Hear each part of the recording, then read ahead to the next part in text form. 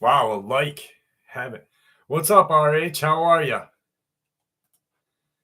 Can you hear me well?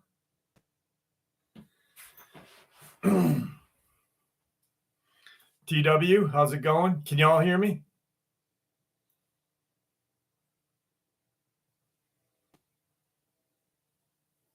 Please let me know if you can hear me.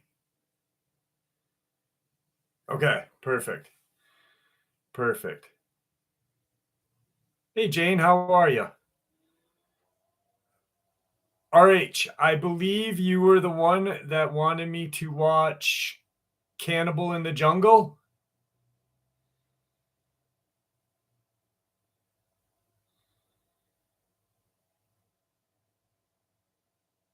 Yeah, all right. Badass movie. I didn't know Break was in that movie. What's his name? The guy from 31 or whatever. Hey, Juliana, how are you?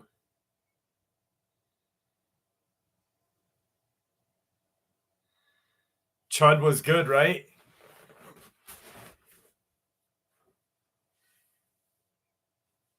Jane, how are you doing tonight? Good?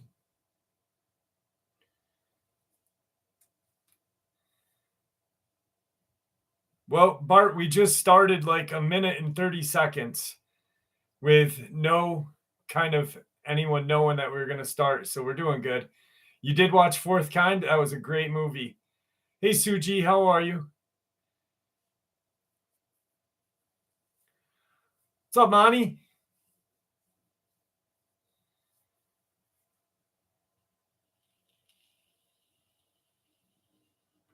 I waited for this all day too, man. I was stoked about it. I look forward to doing these, hanging out with y'all.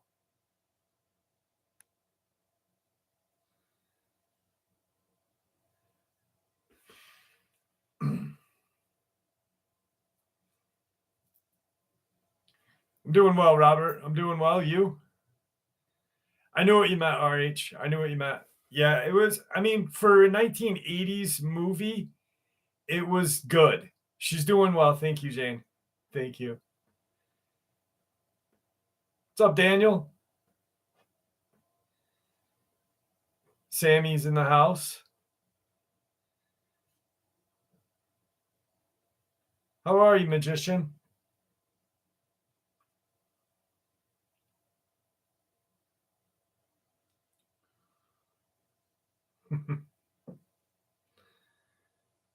Maurice? Damon Bloodstone's a little early this evening.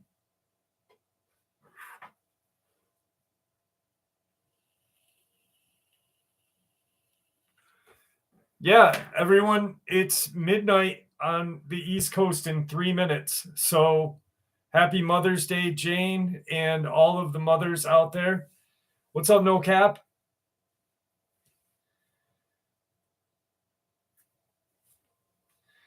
Nicole?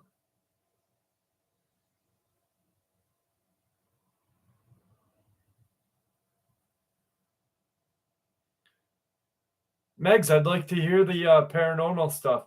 Did you guys catch that video I put out today with the where me and Isabel were at the Conjuring house and we caught proof of the crooked neck lady? Hey, Michael. Hi, Michelle. Yes, good. She's doing well. Thank you. Rockin' steady. What's up, my friend? I got a new blue Dodgers hat for you, my friend.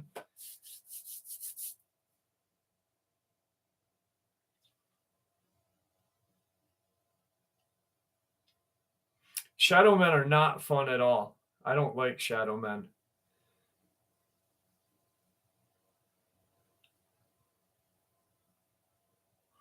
Joe, I received your email today. Thank you. I'm gonna print that out. I haven't had a chance to read it. I looked at a couple of the pictures quick. A little stuttering moment right there. Nah, nah, nah. I looked at the pictures real quick, and it looks pretty good. I see that the encounter was an attachment. Randy man, what's going on?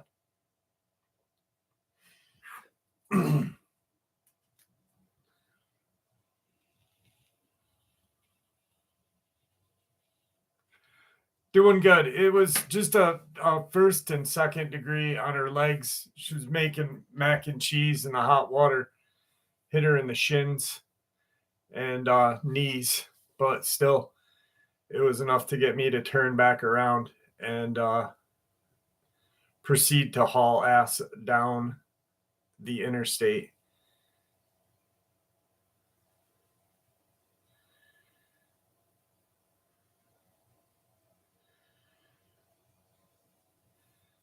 Oh, that's cool, Michael. Yeah, we're gonna go back very soon.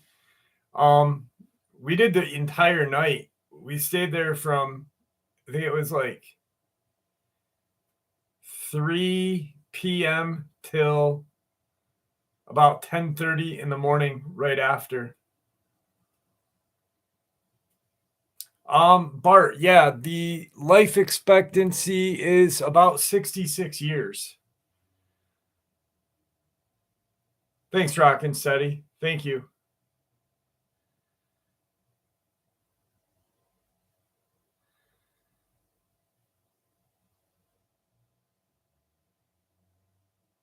She's doing better. Better, Nina. Thank you for asking. So we got about 51 people in here. It's midnight. Happy Mother's Day to all the moms on the East Coast and West Coast a little early.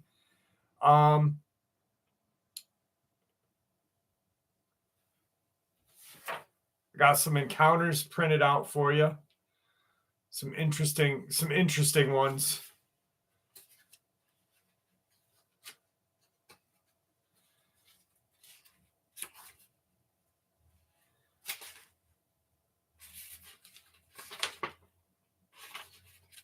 I got an interesting update that I'm going to share with y'all tomorrow too.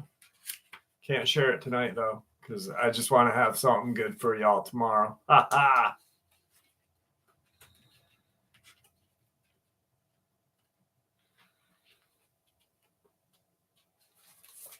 Oh, that sucks. I'm sorry, RH. Just keep me on your phone. 2 nights ago, my brother was coming home, said something ran across the highway. TW, what state is that, if you don't mind me asking?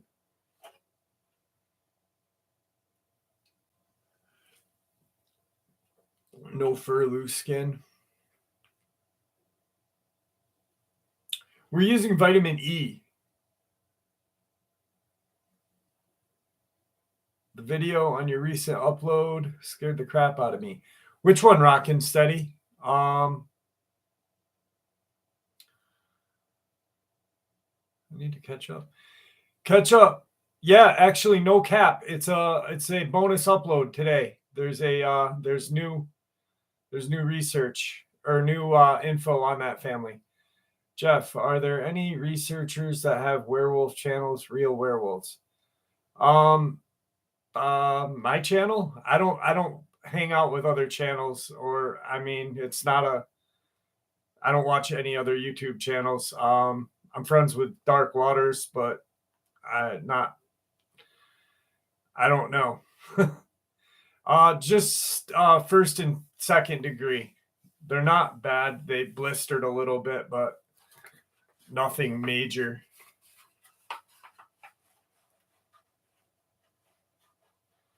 Do you know what's going on? How are you?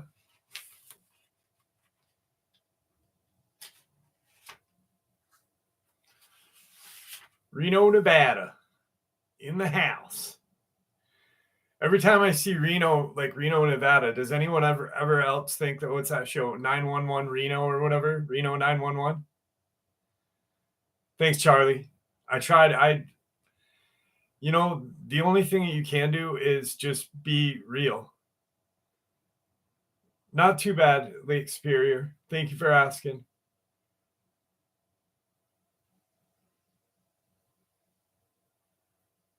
One of the family being harassed on top of that roof. Oh yeah, Rock Steady. That's a good one.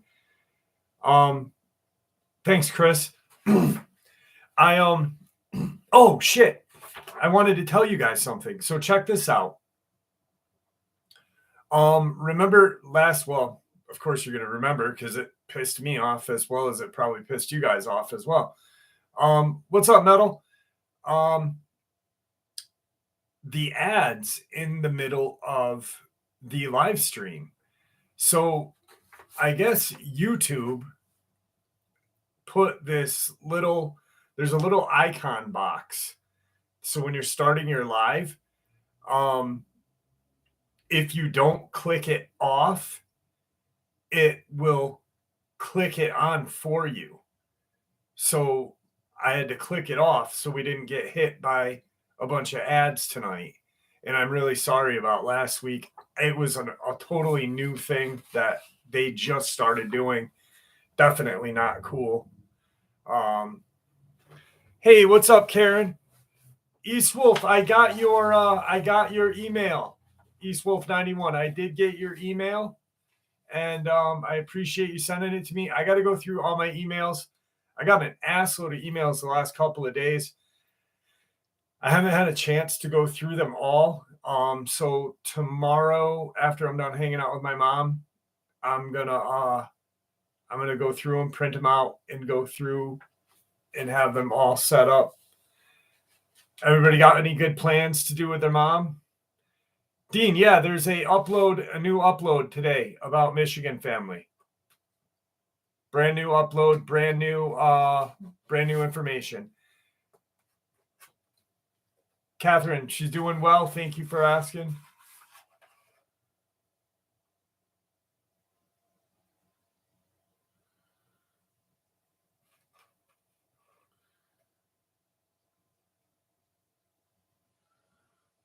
What's up, David? How are you? Glad to see you here. Sonia? 10 catfish. Holy cow. Oh, I'm sorry, Joe. I will. I already did my thing for my mom. I planted every year I get her some plants, and this year I got her 2 new azaleas for her front yard, and I got her 4 new grape plants that I'm going to plant tomorrow on her back fence. So that's my day with her tomorrow, and to make her laugh, because that's the only time she does laugh is when I'm around.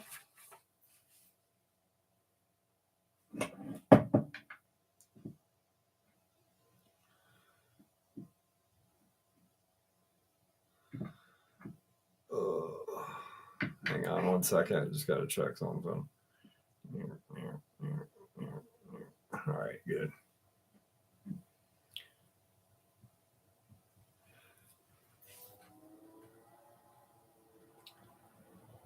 It is what it is. You are in time. Only a couple minutes into it. We haven't even really started anything too major. 15 dogs slaughtered, but it was coyotes.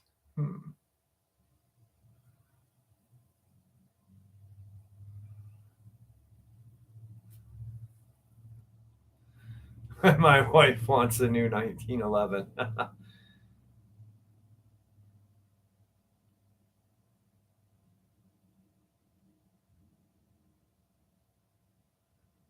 I guess it should be RH.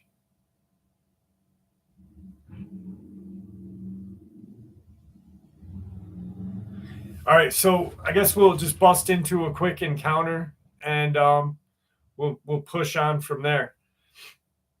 This one's out of Maryland. So it was the early morning, December 16th, 2009, at approximately 1:30 in the morning.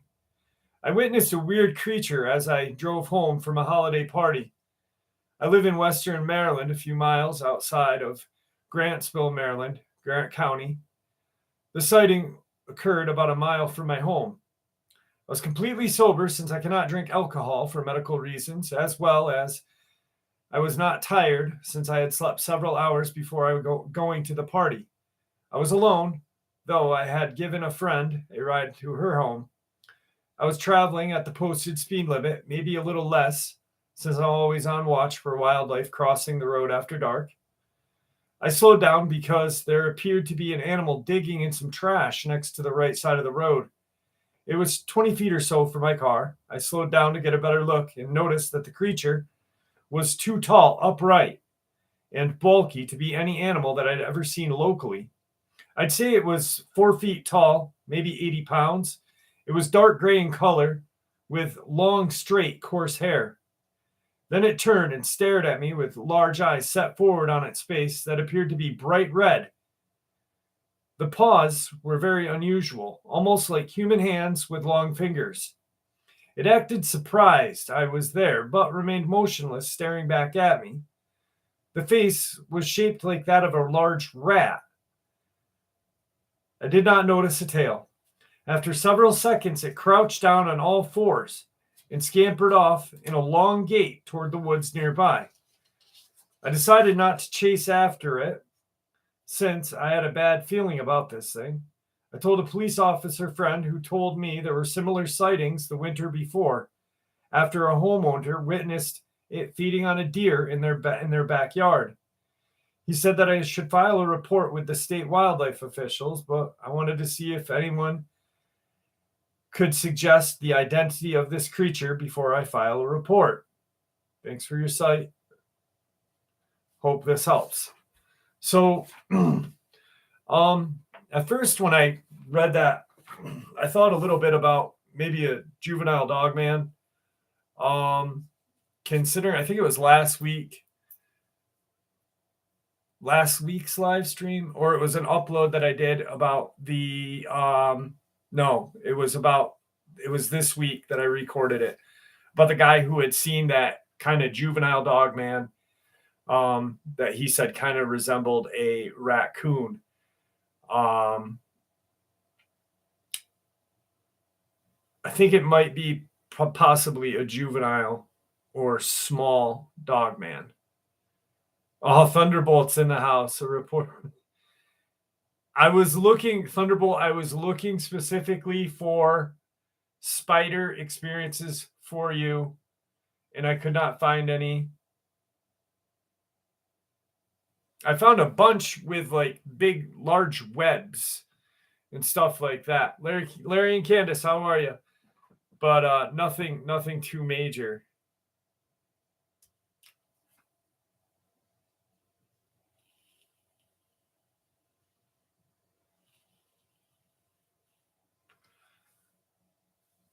Nicole, that's not a big ask, actually.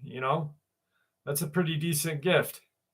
I wanted to ask about Luke from Taylor as well. I haven't had any chance to watch all his stuff, but I was wondering what made him so credible to you and Dark Waters. Catherine, he's not on Dark Waters' channel, first of all. And there's a lot that made him so credible. Actually, everything about him is credible because I looked into his whole case, his home. I Google Earthed his home. Shortly after that, he asked for help from Victor, and there was military at his home.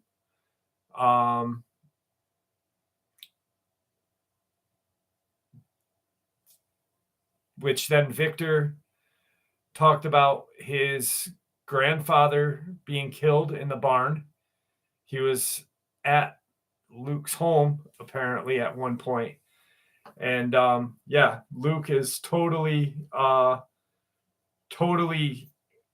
legit, 100%. Probably one of the very nicest people I've talked to in a very long time. I like Luke a lot.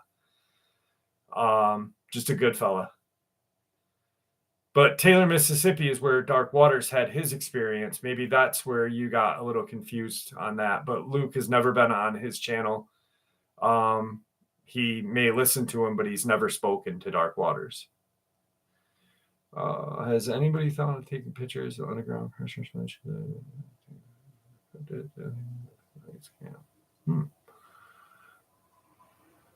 Doesn't Sasquatch spider crawl? I think they do. And that's pretty creepy. That just goes to show that I think that those two experiences where the guy thought one was like a 4 foot raccoon, and then this guy. I think they were juvenile dogmen.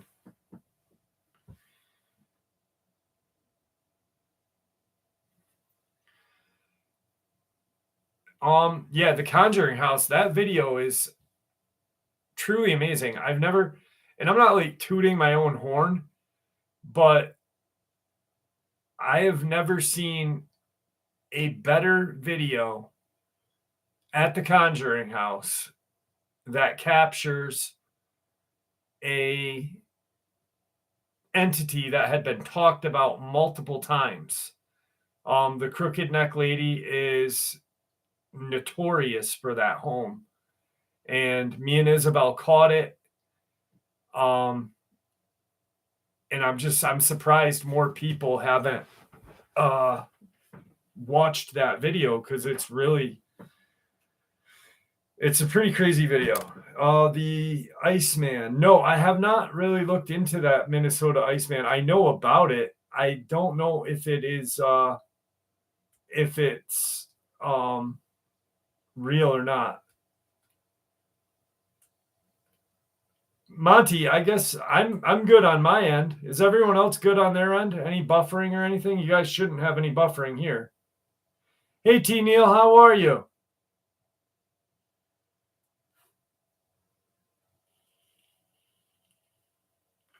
Monty, I think it's on your end, my friend.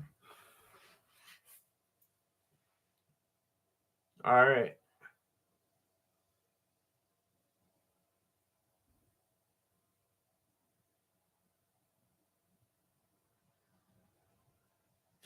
Dude, you guys want to hear something crazy?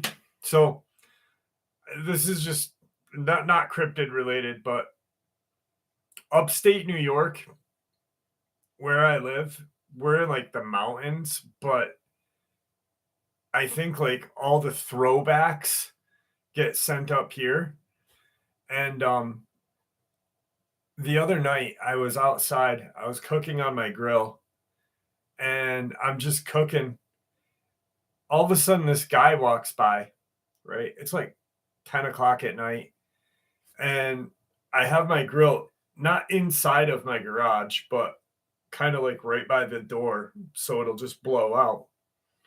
And I'm watching something on my phone, and this guy walks by, and he's like, "You're grilling?"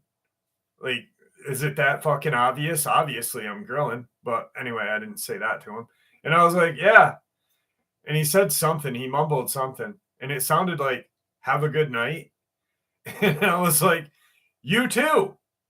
And he goes, "What?" And I'm like, "Didn't you say have a good night?" So I just said, "Have a good night" back. And he goes, "No, I got stabbed." He goes, "I'm bleeding everywhere." And I'm like, "Oh." I'm like, "That sucks." I'm like, so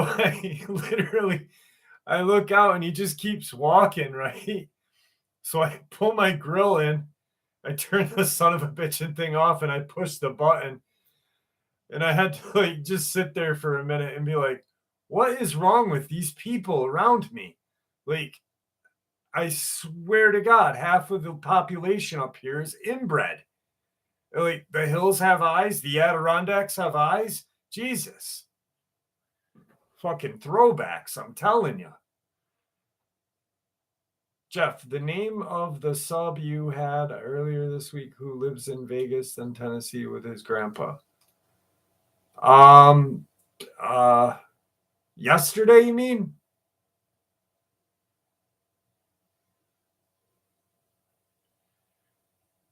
Yes, T-Ball. Yes, she is very. I mean, she's okay, but it's first and second degree. Nothing like bone. Um, just enough to get me to fly back here. Um, it was, and of course now it's, can you get me this? Can you get me that? And I'm like, yeah, of course I can.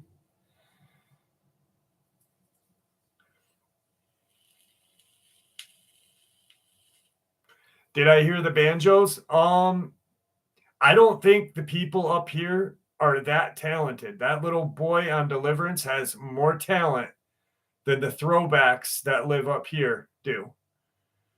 But yeah, DL, she's doing well. Thank you for asking. We're using vitamin E right now. I just been poking holes in like the vitamin E the capsules and squeezing it out on there.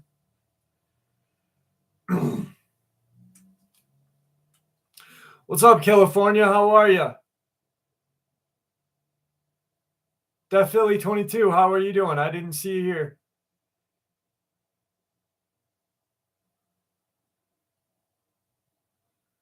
Get a plaque that says, here's your sign.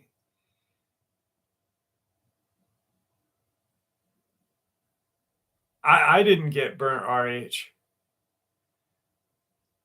My daughter spilled hot water on her legs when she was cooking something.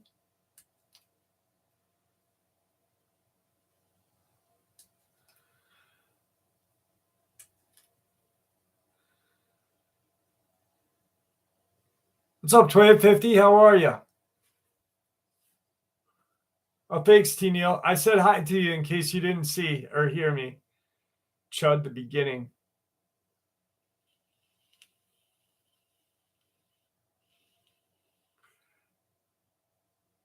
I was jumping by a schizo a few weeks ago back in NYC. I slept the no way.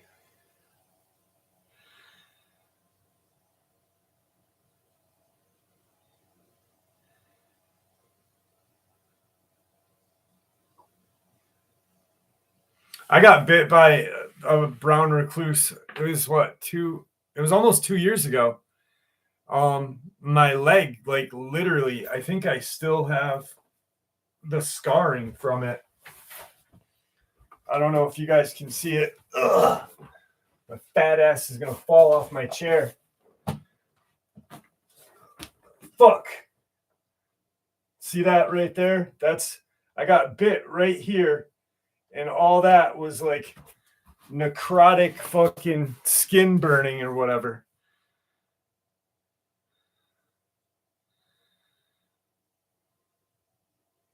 What's up, Steven Jacob? How are you? Thanks for coming to the live stream. We definitely have fun here, and I hope you enjoy it, Steven. Hector, what's going on? Whew, that was hard, dude. I'm getting old in my old age. Fuck, I'm a throwback now. During the annual training in 86, I spent 2 bit by a tarantula. Was it her tarantula? Was it her pet? What's up, E-Rev? How are you?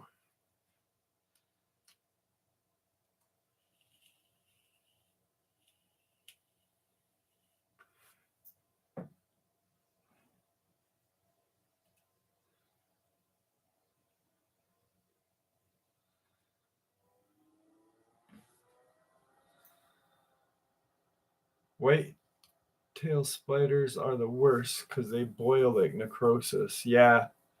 Hey, Red Roses, how are you doing? Jeff, I'm late. Well, informally, Sanhoff. Oh, Sanhoff, how are you? Hey, no worries, my friend. No worries. Thanks for emailing me. Hey, Julie.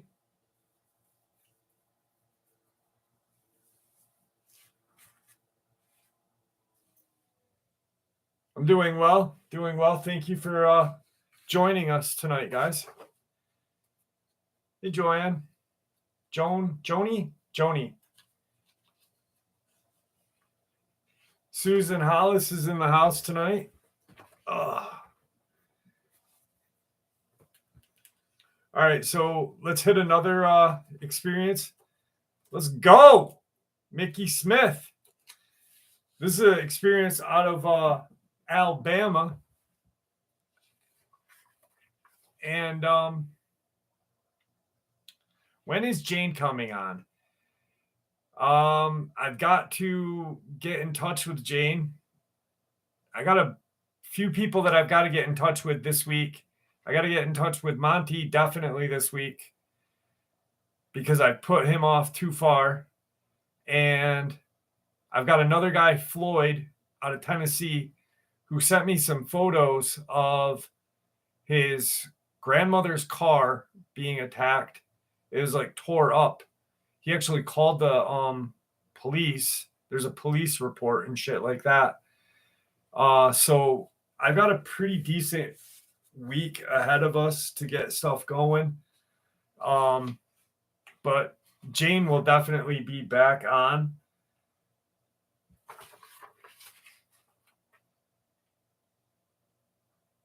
Alabama, 12 last names and proud of it. All right, so here we go. My friend and I, Cass, decided to go on a drive about an hour ago because there was a spot I'd been looking to go to at night. It's secluded and it's a good spot to smoke in general.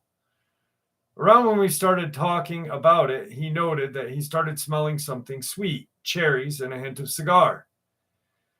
I was familiar with this entity as it's been around my room since we moved here in 2020.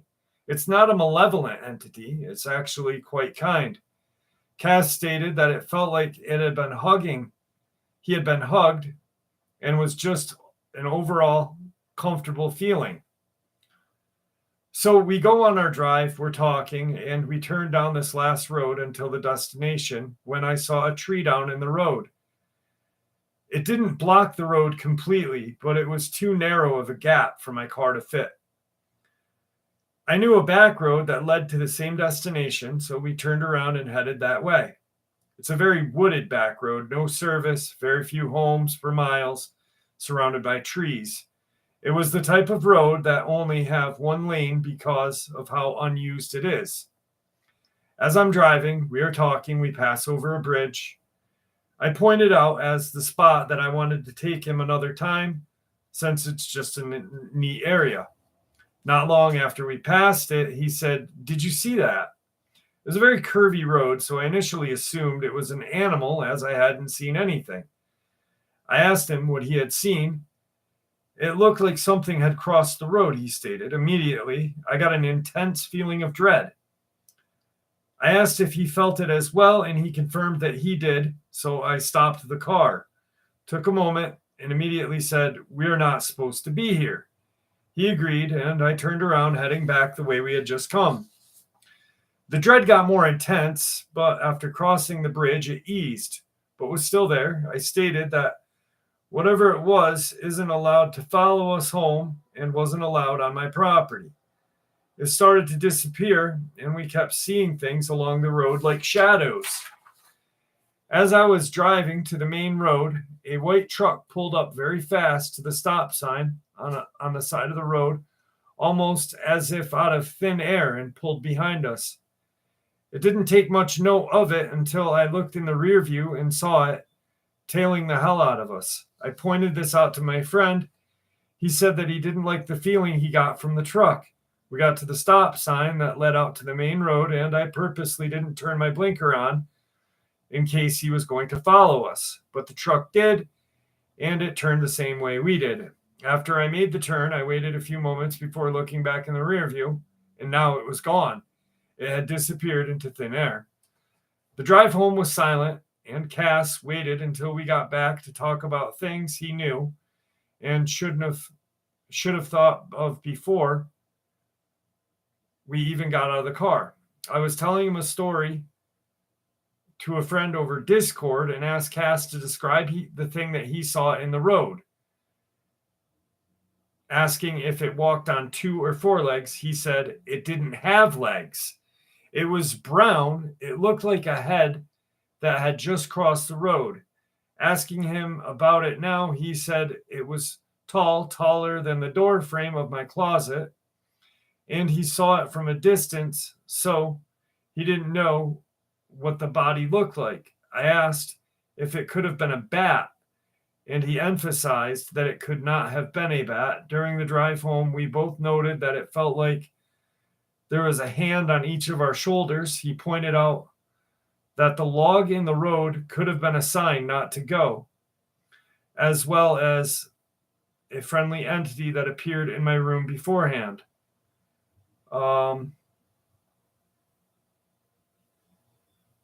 This all happened in Alabama. I don't think that's cryptid related. I think more or less some sort of spirit. Maybe there's an accident on the road. Tracy, thank you so much. I appreciate that. I think there's like maybe a spirit on the road or something like that. I know I've heard some really crazy experiences out of Alabama. Got Goatman out there. Yeah, there's definitely. There was, I'm just going to wing this off the top of my head. And for anybody that's been with the channel for longer than 3 years, will remember hearing this. I've only talked about it. I've only shared the encounter once, but I've talked about it like a little bit here and there. So this guy and his wife, they live in a different state, but his family lives in Alabama in a rural, like deep rural part of Alabama. The kind that you'd hear the banjo playing. And so there's a death in the family. It's, I believe, his aunt. And they have a cemetery on their property. So they go to this house. It's a house that he had grown up in. It's a very small house. The family's, he's not poor. He's done well for himself in life and stuff like that. But he's, come from poor means and stuff. So it's not like there's very little of the amenities.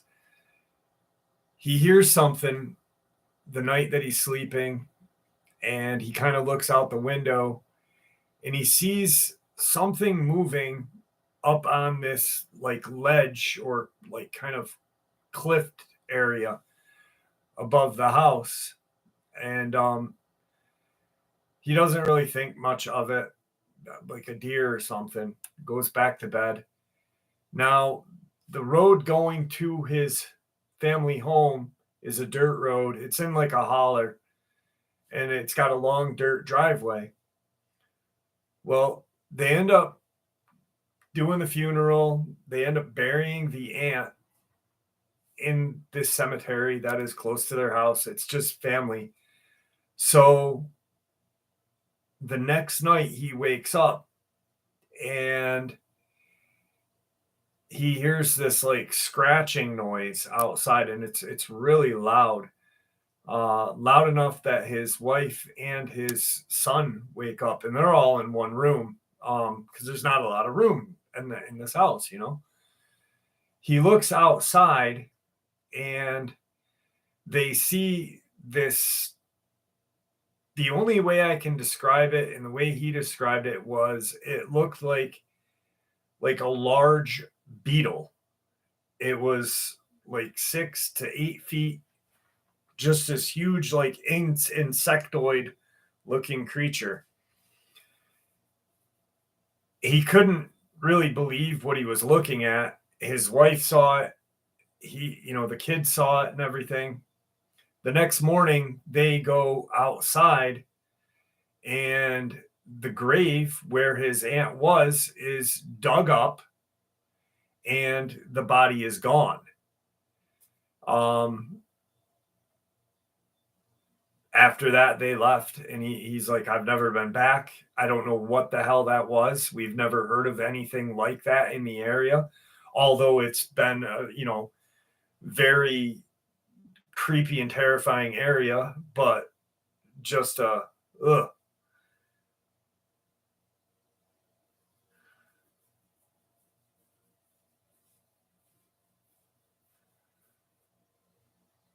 Winged Dogman. Yeah, I've had a couple of winged Dogman encounters. One actually.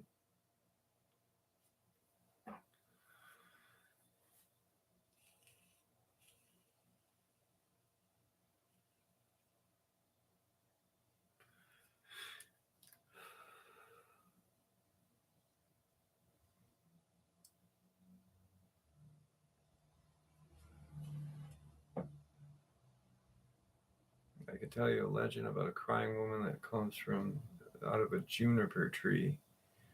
Ooh, I believe.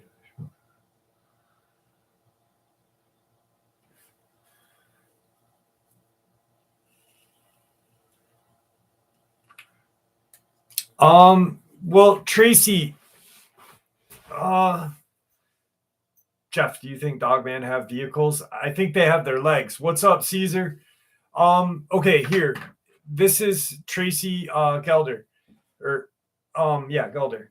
Um, my friend Paul Evans Pedersen, who has studied the Pine Barrens, the Jersey Devil, the lore, and all that. Um, he had never heard of Dogman. I reached out to him because I saw him on another YouTube channel, and I wanted to talk to him about what his, his views on the Jersey Devil was. So I told him about my channel. He started listening to the channel, and he wrote a great book called The Legendary Pine Barrens, and he actually thinks that a lot of the Jersey Devil sightings may be a Dogman,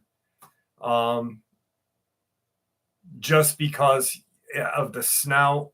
Even though people say it looks like a horse, there's very few encounters that say it looks like a horse.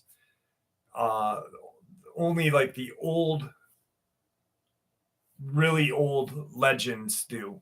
But he really thinks that the Jersey Devil possibly is a Dogman. Thanks, Caleb. I appreciate that.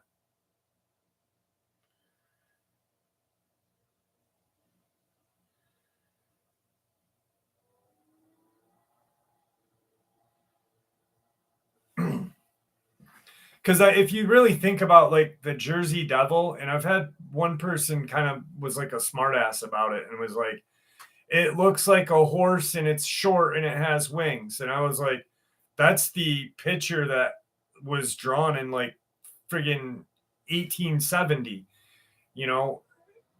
But any of the newer accounts, they don't describe it as having a horse head. It's more or less a large creature that looks like it's flying. Dogmen can jump. Dogman can jump into tree branches and run through the foliage and stuff like that. I'm not saying all of the encounters that people have seen are, I'm there may be something different, another cryptid out there, but I really think that a Dogman is haunting the Pine Barrens. The Pine Barrens is huge. I didn't realize how big it was until Paul and I were talking. And then in New Jersey, there's Old Red Eyes, which is said to be a Bigfoot, but to me, the description fits a Dogman more. But it may be, I don't know. Might be a gargoyle, Paul.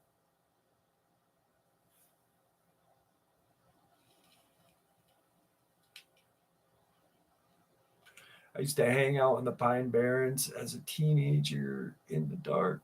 Would never do it now, knowing about cryptids. I'd love to go.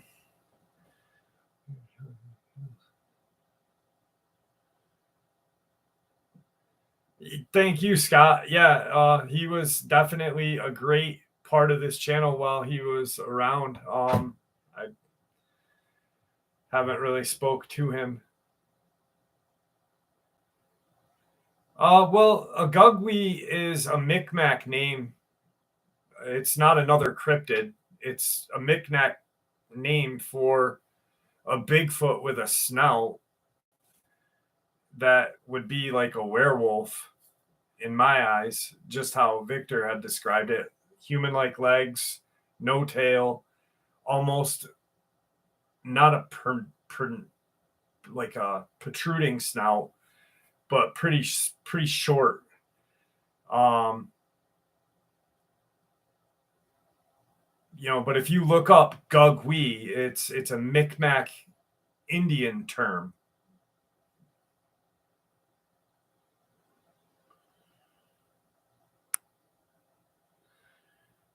Like Coors Light.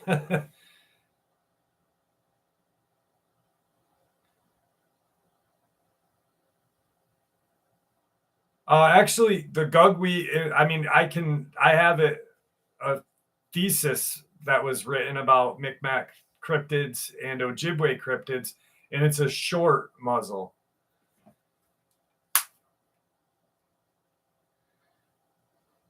Hang on one second.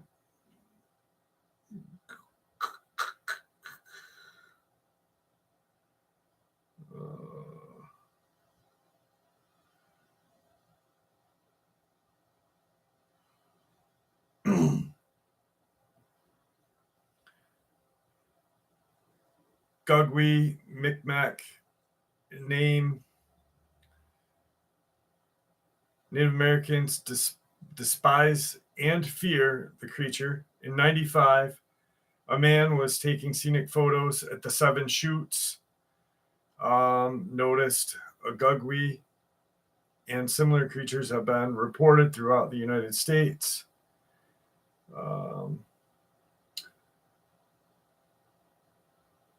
Some say it's a bear, some say Dogman, some say werewolf, and some say a type of Bigfoot.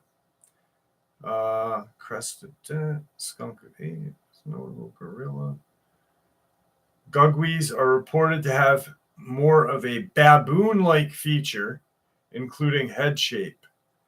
However, it is rare that a Sasquatch or any other type of Bigfoot except stupid. That was on Cryptid Wiki, though. On Cryptid Wiki, they've got a picture. They say Gugwee, and then they've got a photo of the chupacabra, the Central American chupacabra. You know who I'd like to get on the channel is I'd love to get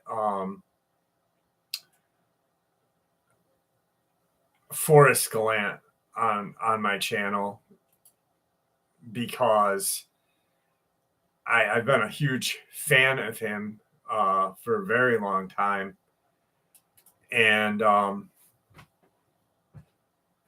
Joe Rogan, the last time he was on Joe Rogan, he had actually talked about cryptids and, stuff like that. I actually agree with his shut up, Thunderbolt.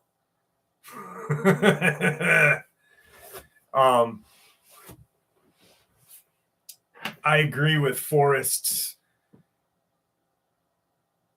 kind of explanation of what the chupacabra, the Americanized chupacabra is. And if you've never heard it, it's friggin' awesome. And no, that's Scott Baker. That's why I was saying Wiki is not. That's why I was making a joke about it.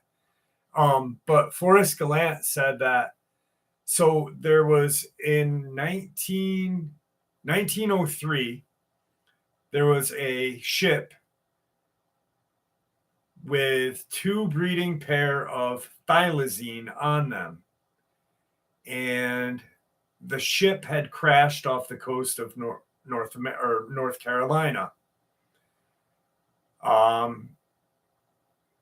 He thinks that these breeding pair made it to shore, and through geographic evolution and change, um, is what we have as the North American chupacabra. Because if you think of how people describe the canine like chupacabra, and you look at a picture of a thylacine, and you imagine that picture with mange, that's what you'd get. And it was just a really cool explanation. And he's a freaking scientist, so um, it's just a really cool thing. What's up, James? How are you? Kelly's doing well. Thank you for asking. I'm not even going to attempt to say the first part of your name, but Vang, I'm doing well. Thank you for joining us tonight. Appreciate you being here. Hey, Liz, how are you?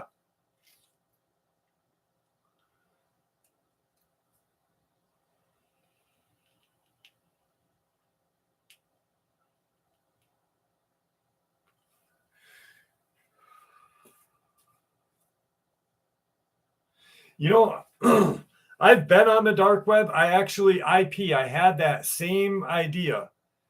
And I was like, there's got to be something on the dark web of one of these creatures. And I searched the what I could of the dark web and couldn't find anything. But I bet, if you spent a lot more time than I did, you'd probably find something.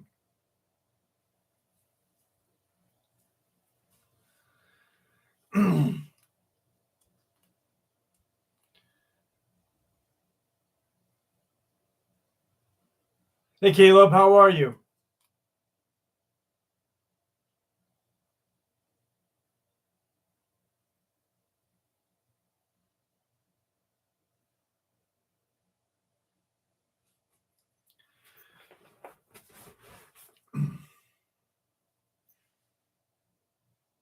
We're a lemur.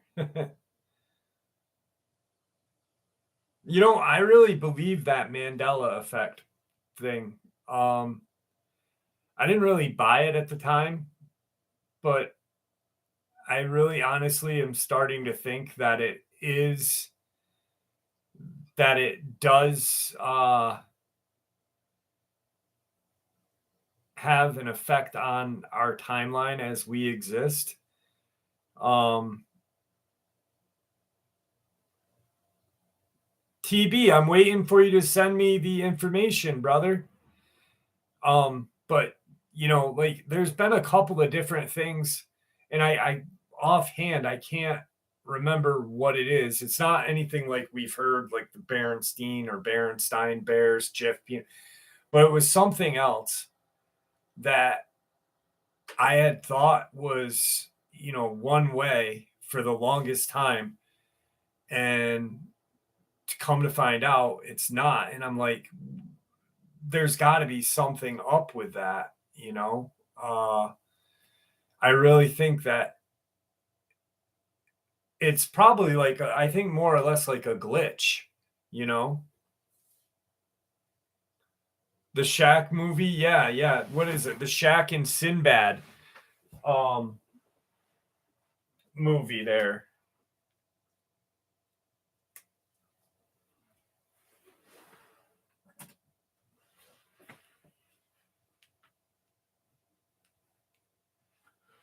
My parents are from the mountains of Laos. Say they've had an encounter. I'm once again Vang. I'm just gonna call you Vang. No insult because I don't know how to pronounce your front or your first name.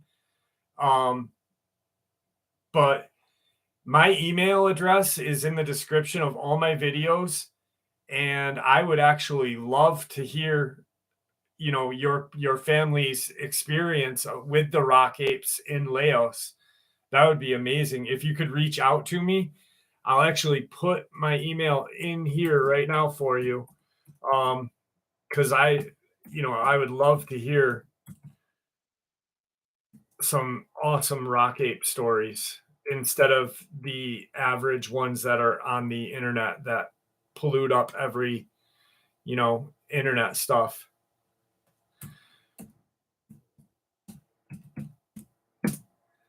Here we go.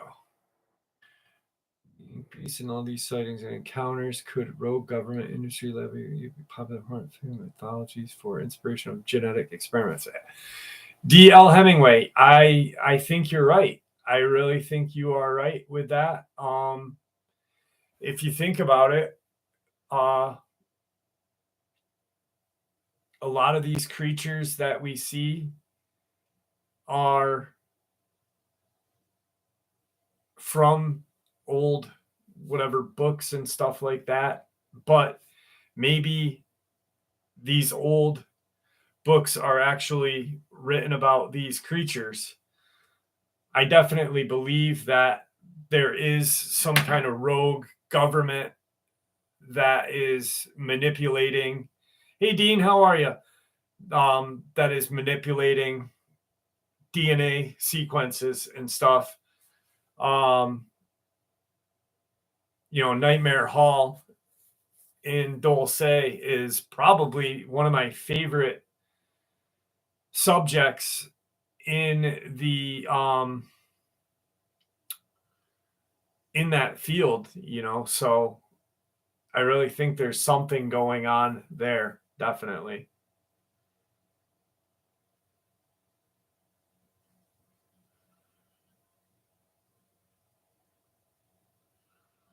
I'll have to look up the Publishers Clearinghouse Mandela effect. I'll have to look into that.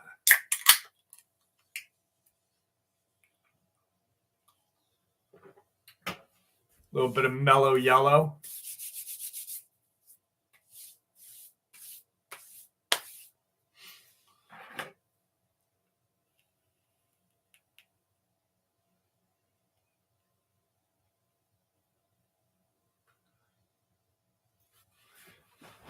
CERN is the reading for the Mandela effects. Well, CERN has not been like, the Mandela effects have been happening before CERN, but I think that it's causing some. I saw a crazy video the other night. I was falling asleep to YouTube, and they were talking about how CERN and the Hadron Collider and all this, and they had just created a I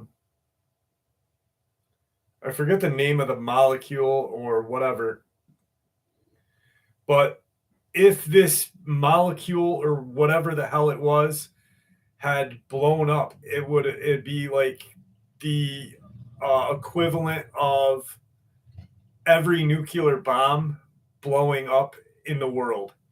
And it's just like this smaller than a pinhead molecule. And they had actually created one.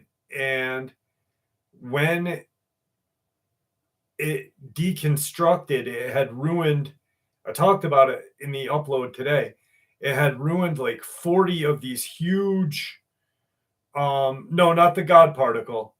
It had ruined these huge magnetic cylinders, like 40 of them. And no, not antimatter either. It was a weird, very strange name, and it's not anything that I've ever heard of. It was just this whacked out weird name.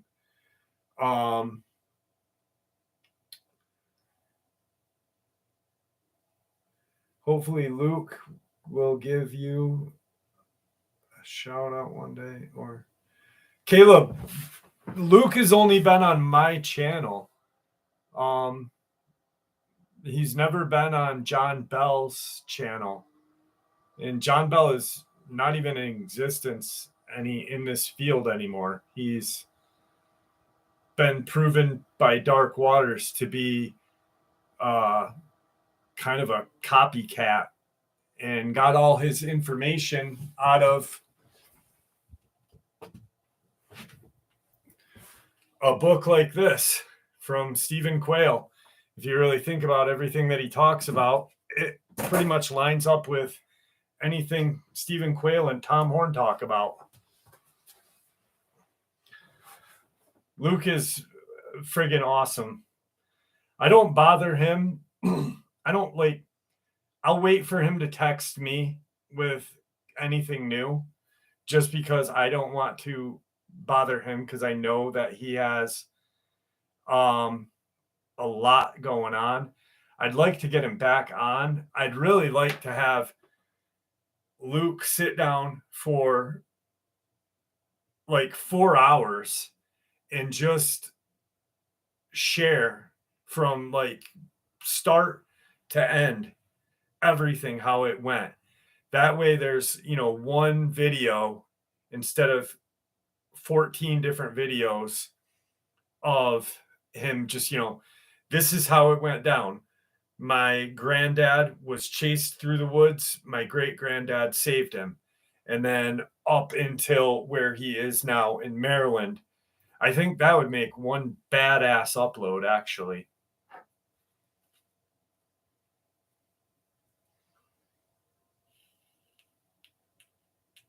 No, I have not, Jane. I have not actually heard anything from him in a long time.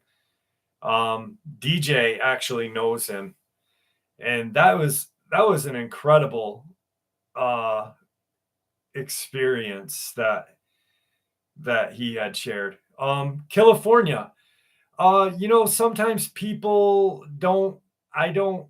I give people a chance to share their experiences. California, and if I gave him 1, 2 chances, maybe 3, and I just didn't.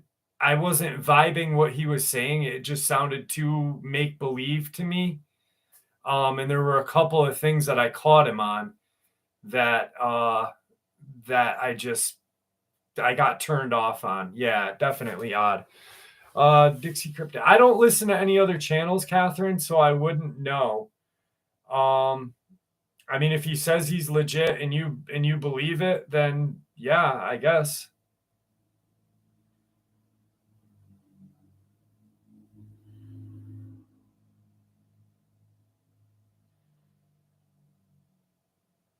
Yeah, Julie, that's the guy that is got a GoFundMe for like $20,000 for a DNA testing that costs 500.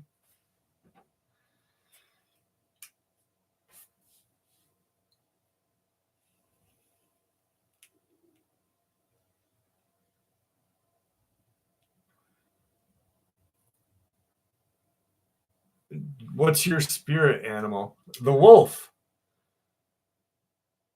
I imagine. I don't know.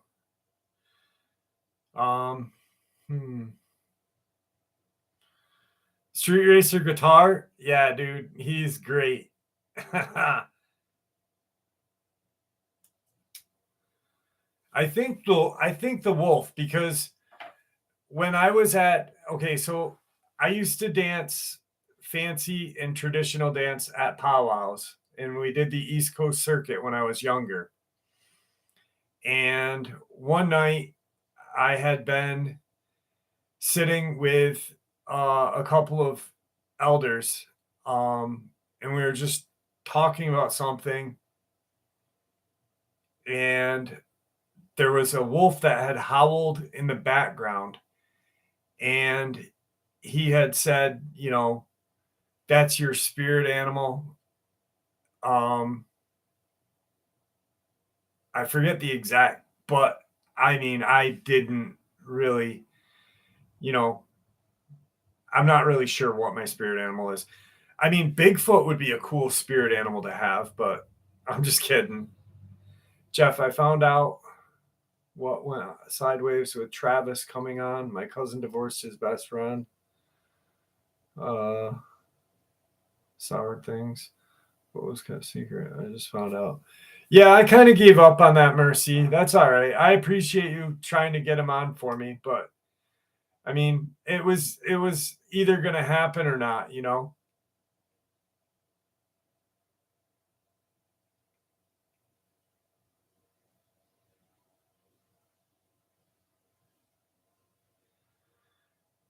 What's up, Kurt? How are you?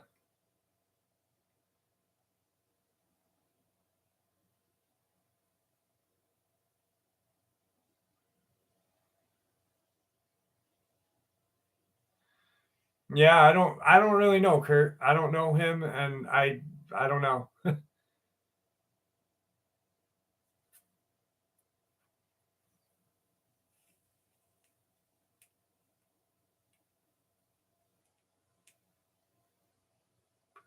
Maybe one day when you have a chance, I can just want to be on paper. I know you're busy. Well, that's Caleb. That's a goal of mine is to sit down. I have them all. I have them all on paper. Actually wrote a foreword for his book, and I I just I don't know. I've got to sit down and write, and I have a hard time doing that.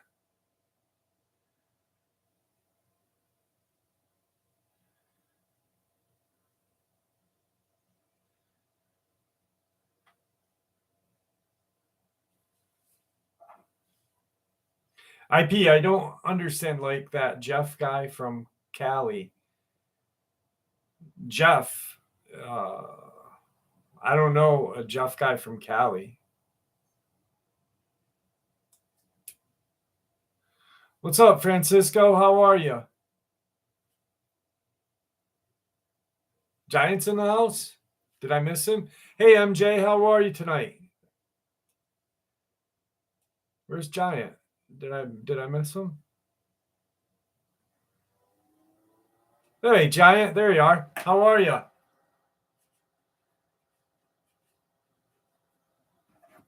Kathy Hayes.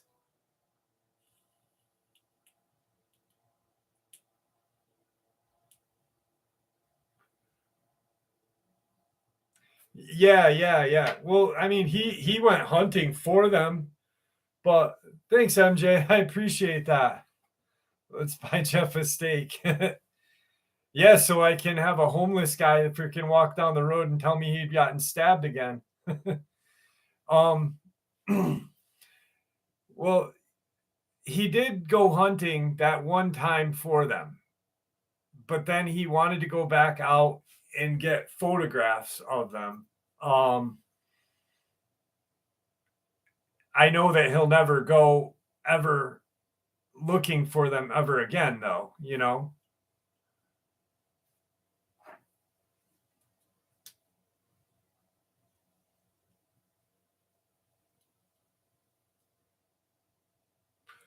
I agree with you, TW. I agree with you.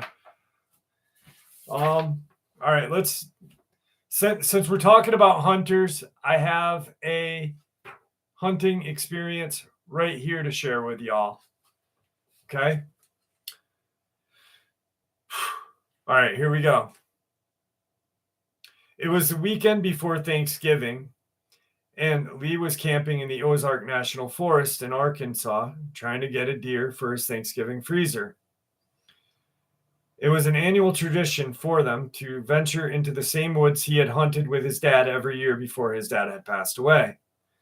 These woods were where his dad had taught him to leave no trace, to respect the sacred place, and to always give thanks when it gives up its gifts. Going without his dad this year didn't feel right, but his wife encouraged him to keep the tradition going. Lee finished up his sandwich, cleaned up camp, grabbed his gear, and started walking into the woods. The leaves crunched under his feet. The sweet smell of forest decay and the moist dirt was in the air. Reaching his favorite clearing alongside a creek didn't take too long. He set his pack down and started checking the game trails leading to the clearing from the forest, deciding which way he'd go next. Once he made his mind up, he returned to his pack, pulled out an apple, and left it on the rock in the center of the clearing before heading down to the game trail. He remembered the first time he had went hunting with his dad and saw him leave a pile of apples. It was always Arkansas black apples from their tree back at home. His dad told him that when the forest gives you a gift, it's only fitting to leave a gift as well. It felt mystical as a child, but now that Lee had grown, he believed the apples were like his dad's lucky pair of hunting underwear. His dad was a very successful deer hunter and always seemed to show up near him. So he decided to keep the tradition, at least the apple part. He started chuckling as he was walking along a creek when he recalled a horrified look on a mortician's face when he handed her his dad's lucky underwear. His dad may have been a mountain man, but he was buried with roses on his rear end. He chuckled and turned to laugh when suddenly a red fox ran past him and a rock landed on the ground in front of him, rolling forward off the ground. He gripped his rifle tighter as he turned around to confront whoever had thrown the rock. He couldn't see anyone nearby, so he lifted his rifle to his shoulder and started looking in the direction the rock had come from through his scope. Near the entrance to the clearing, partially behind a large oak, was a large figure. A little scared, but mostly angry, he yelled out, "Hey," at the figure. The figure stepped out from behind the tree, and Lee realized what he was looking at. In his sight was a creature standing on two legs, covered in shaggy brown fur. It was clearly a male and had broad, massive shoulders that led to a head with a tiny neck between. He could see the creature's eyes blinking through the scope. He wasn't sure he wasn't looking at a human, but he still asks, "Why'd you do that?" The creature bellowed a strange roar, louder and different than any noise he had ever heard. His hands were shaking as he watched the creature through his scope. The thought came to his mind, this is your chance. He tried to be a good provider for his family, but there was usually more month left than a paycheck. If he shot this creature, he was guaranteed a payday. There had even been a TV show offering a huge bounty for just a little proof. A body of a Sasquatch would be well worth it. They could replace his wife's death trap of a car, college savings for his kids, and fewer trips to the thrift store. Just one shot, and they would finally have everything they needed, their heads above water. His father's reminders about only taking what you need whispered in his mind. He took a deep breath and whispered, "I need this aim center mass," and pulled the trigger. The creature grunted and screamed as it grabbed at its side. He could see blood dripping between its fingers as it turned and ran. The creature wasn't running very fast, but it maintained its distance from him. It crossed over a river and climbed up the limestone cliff running along the river, climbing into the mouth of a bluff shelter. Lee knew he'd be at a disadvantage if he tried to climb up that bluff shelter, but he couldn't see into the shelter from his location from the ground. He backed up and watched the creature in the shelter through his scope. It was too far to take a second shot, so he stayed there observing the creature's action. Lee could see the creature leaning against the side of the shelter, taking deep breaths. If the creature died there, the body would be safe. He had been watching it for 10 minutes through his scope when he noticed a gray figure at the creature's side. He could see the gray's arm moving as the wounded creature was gesturing toward the wounded area. The gray figure put his hands down on the wound and the creature screamed in pain. Lee felt a twinge of guilt, feeling sorry for the pain the wounded animal was going through. Oh God, why didn't I get a clean shot, he thought. The wounded creature sat down and put its back against the shelter wall. From the opposite side of the shelter, he saw another dark figure approach the wounded creature and fall to its knees. It rested its hands on the wounded one's leg. Its lips moved as if it was talking. It stood back up and turned around as a small figure ran up to it. It leaned down and picked up the smaller figure, and Lee could see breasts hanging. He realized that this was a female, that it was a mother. Lee lowered his gun, trembling with the realization of what he had just done. I shot the father. I may have killed that little one's father. Guilt washed over him. He would never do anything illegal to help his family financially, but he couldn't shake the feeling that what he had done was akin to murder. His mother was picking up the child like his wife picked up theirs. This mother appeared concerned about the wounded creature just like his wife would. If they had no shaggy hair, someone might confuse them with humans. I'm a murderer, he thought. What was I thinking? He dropped to his knees. He looked back through his scope and saw the wounded one standing again, a mass of leaves where the wound was. Mother was cradling a young one's head on her shoulder. Both were looking down at him. Emotions overwhelmed him as tears ran down his face. He knew his dad was looking down at him as well. He set his gun down and put his face in his hands. He was no better of a man than a poacher was. He cried until his tears wouldn't come anymore. Then he stood up. When he looked up the bluff shelter, there was nothing there. He lifted his rifle back up and looked through the scope. Nothing. He scanned the rest of the area along the limestone cliff and river, but the family was gone. He lowered his gun, turned away, walked back the way he had come.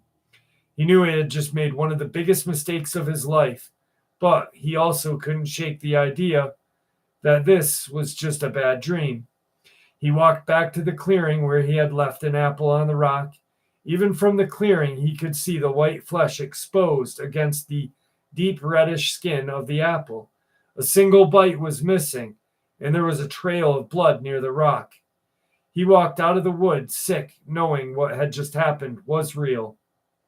Lee would return to these woods every year, unarmed, with a pile of Arkansas black apples and an apology. Wildlife would dart through the clearing past him, but he refused to hunt at this location anymore. He had violated the trust his father had built, and he wanted to build it back for his own kids. Lee didn't know for certain if his dad knew about these creatures existing, but Lee had a feeling that he did. His dad's patchwork, flowery, luckery underwear would always be a mystery, but he finally understood the importance of his dad's gift of the apples.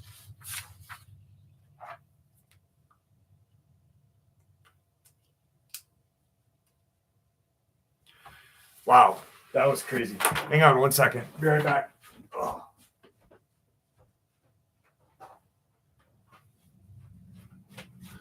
Sorry, guys. Ugh. Did any of y'all like that one or no?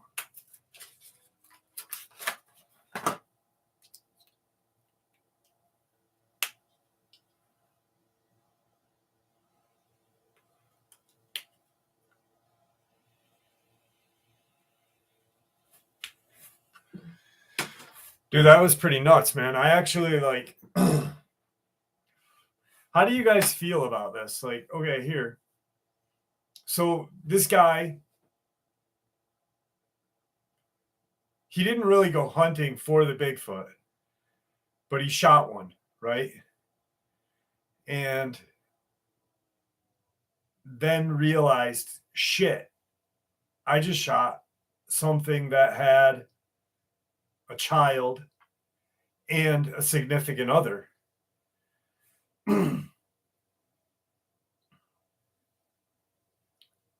I don't think, this is just my feeling, my view. I don't think people should hunt these creatures at all. Bigfoot, Dogman, whatever. I don't think that anyone should go into the woods and kill one of these creatures. The only way I think ever should someone have the right to shoot one of these creatures is if it attacks you, your family members, or another human being in front of you, unprovoked, of course.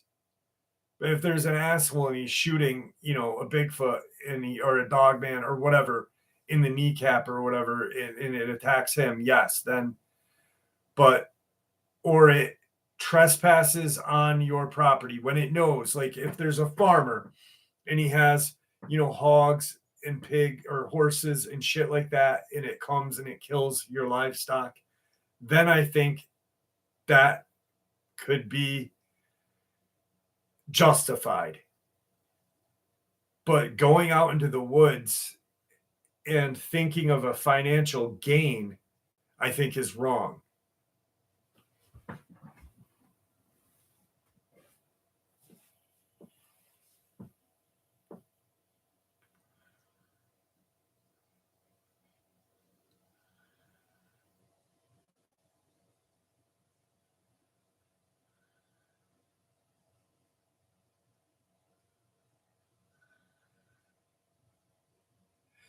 But did you hear in that experience what the hell? Okay, so as he's looking through his scope, he sees the one that he had just shot, right? But before he saw the female and the child, there was a gray figure that had put its hand on the creature's body. What the hell was that? What was that creature?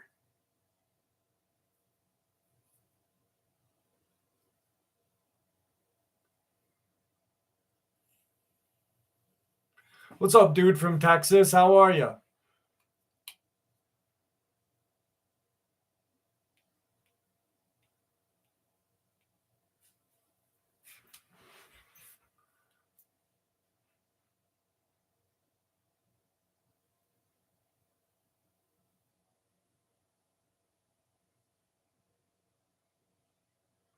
That's what I was thinking, Caden. I don't know about a demon, but I was thinking about some sort of gray, even though it was a gray.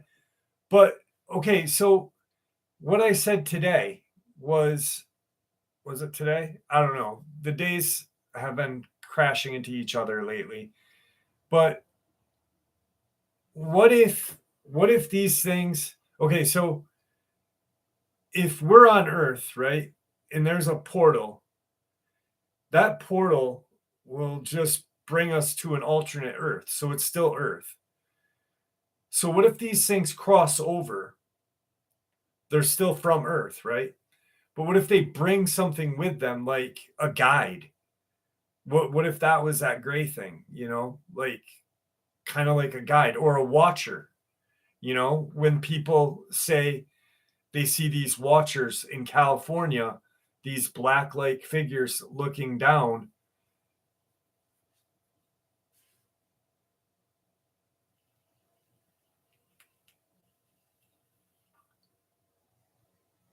Well, Derek, I never said Dogman was evil. Thanks, San Saba Outdoors. Thank you very much. I never said that dogmen are evil. I think they hunt us, but I don't think we should go hunting them, you know?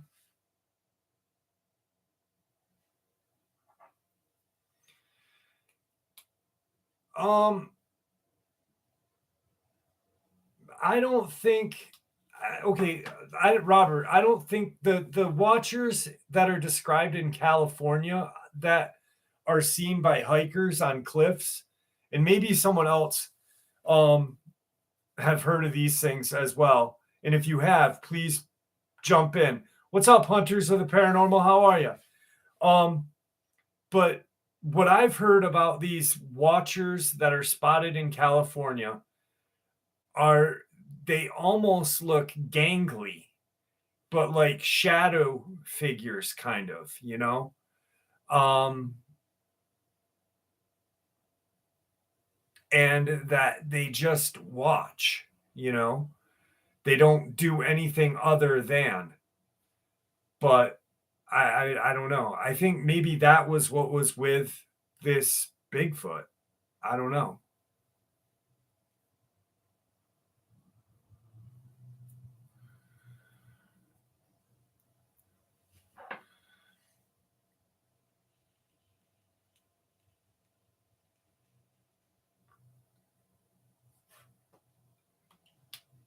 Yeah, dude.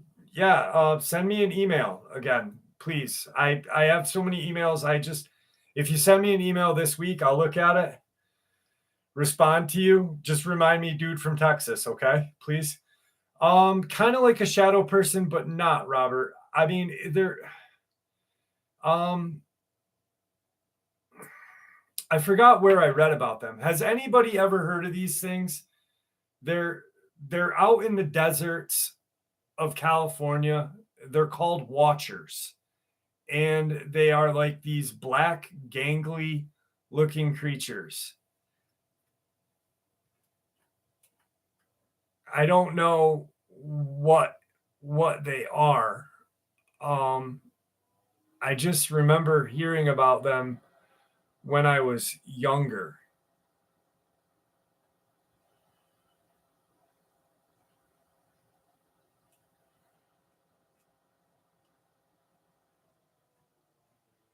I just scrolled up real quick. Sounds like my neighbor. Yeah, I don't know. Kind of like Dark Watchers, yes.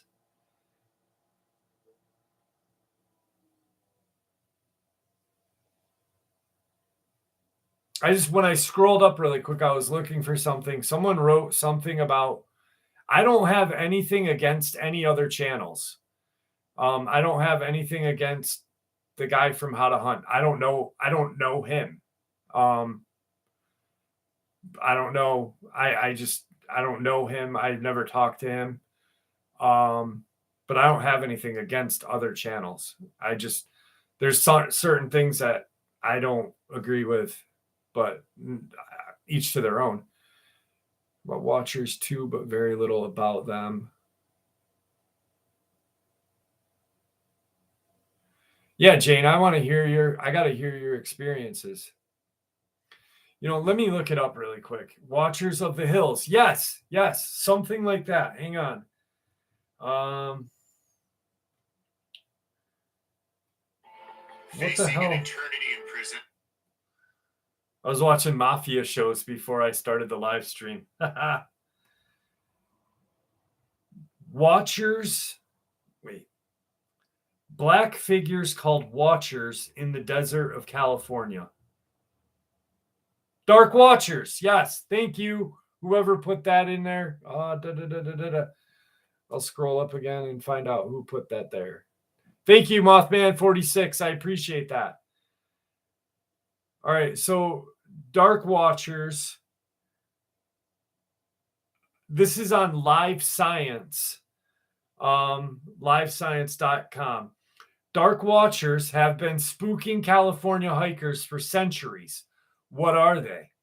Enormous shadowy figures in hats and cloaks have haunted the California coast for more than 300 years. What are they? For hundreds of years, people have looked up in the hazy peaks of California's Santa Lucia Mountains at sunset and seen tall cloaked figures staring back. Then, within moments, the eerie silhouettes disappear. The twilight apparitions are known as Dark Watchers. Shady, sometimes 10-foot, 3-meter men, bedecked in sinister hats and capes. They primarily appear in the afternoon, and according to a recent article on sfgate.com, visitors to California have seen them perched ominously on mountaintops. When the Spanish arrived in the 1700s, they began calling the apparitions Los Vigilantes Oscuros. Sorry, I'm not very good at Spanish. Literally meaning dark watchers. SFGate managing editor Katie Dowd wrote an article, and as Anglo-American settlers began staking claims in the regions, they too felt the sensation of being watched from the hills. One famous observer who felt the presence of the watchers was the American author John Steinbeck. In his 1938 short story, Flight, the character sees a black figure leering down at him from a nearby ridgetop, but he looked quickly away, for it was one of the Dark Watchers, Steinbeck wrote. No one knew who the Watchers were, nor where they lived, but it was better to ignore them and to never show interest into them. This was a family obsession. Steinbeck's son, Thomas, went on and co-authored a book about the Watchers with painter Benjamin Brode, Dowd wrote. One theory, according to Dowd, is that they are merely figments of the observer's pattern-seeking minds. In other words, it's a classic case of pareidolia.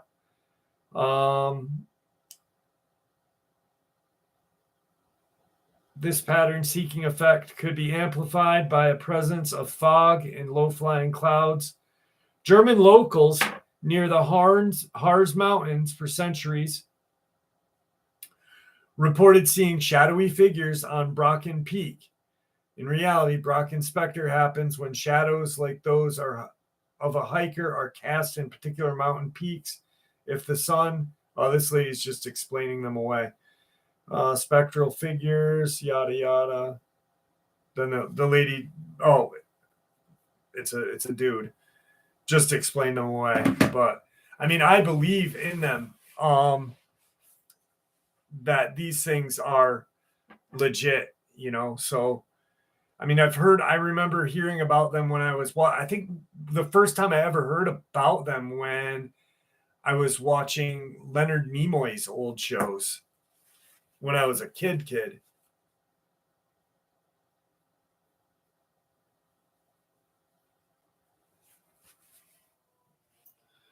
Let me quick scan through, see if I missed anything while I was reading that.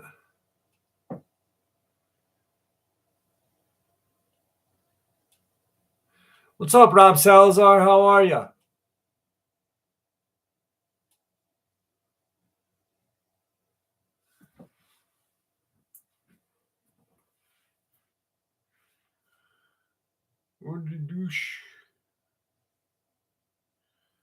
Dogman turned into a burrito.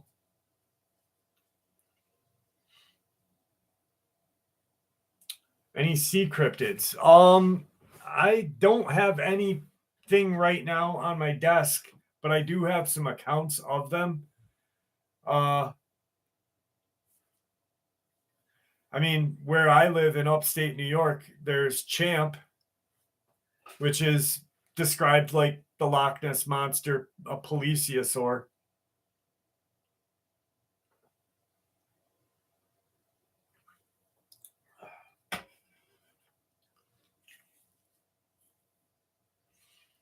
The squid was once a cryptid. Yeah, actually, the squid. Yeah. The what the hell? The big one there, the biggest squid, I think, was a cryptid up until what, 20 years ago.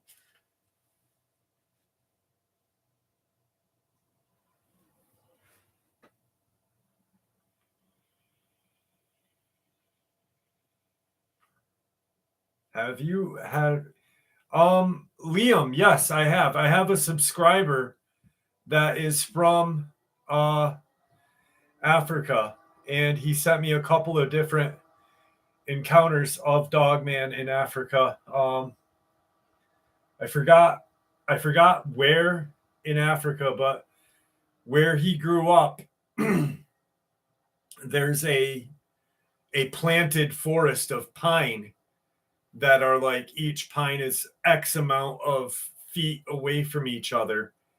And he had seen a couple of different, he'd actually been chased by a dog, man.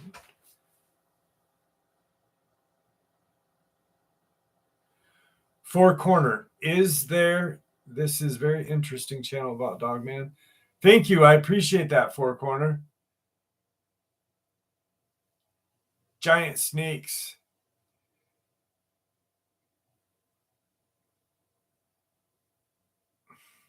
Fucking Thunderbolt. Thunderbolt's got the freaking goodness. Thunderbolt owes me an email of all these encounters that his daughter's been having. Yeah, the Kraken. But there's like a scientific name for that squid. But like, even the Humboldt squid, like 40 years ago, was considered a cryptid. 40 or 50 years ago. Because they would attack human beings, and people thought that, you know, that's not a squid that's attacking human beings. You know, it's something else. It's mermaids. Actually, when they first discovered the Humboldt squid, they were called, yes, the Colossus. But the Humboldt squid was confused with mermaids because a Humboldt squid will attract will be attracted to a human being. It'll wrap its tentacles around the person and then bring them to the depths of the ocean and kill them.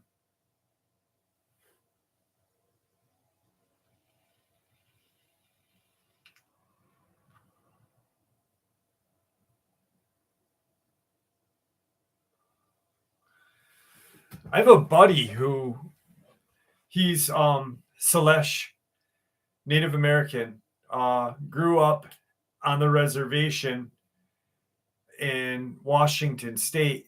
His totem, their totem is the Thunderbird. And he told me of a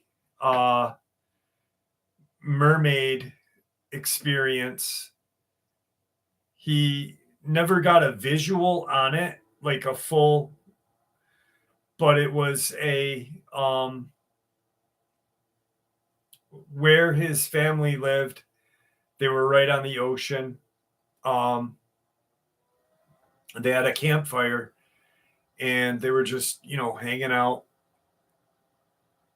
He had went back to the campfire after everyone was done. It was just coals and embers.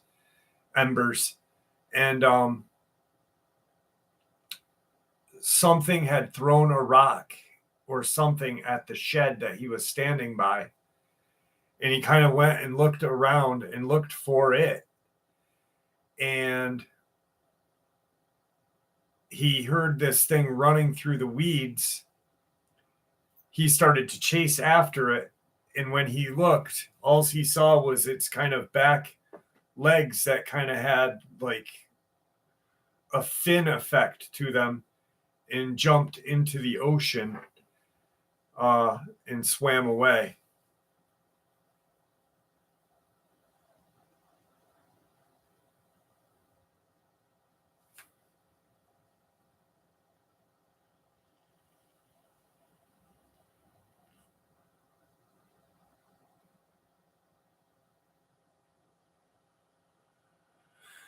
Sonia, you need to share those skinwalker experiences. Please, I'd love to hear about them because they're from New Mexico, right? Where the real skinwalkers are supposed to be.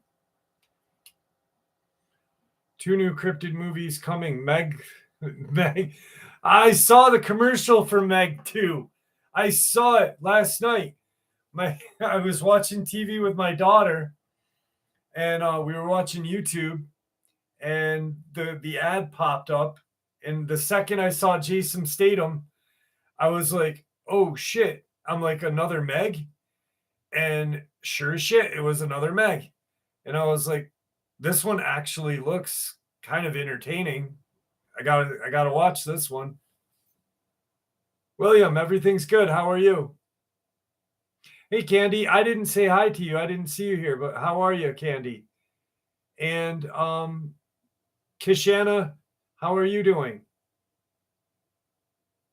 Yeah, hopefully we can get Sonia to share some of those skinwalker experiences with us because I'd love to hear them.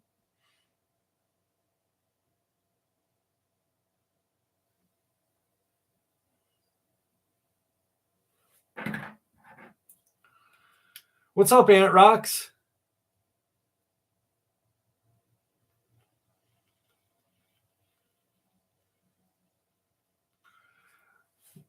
Well, if you don't mind, take your time and either write them out for me, Sonia, or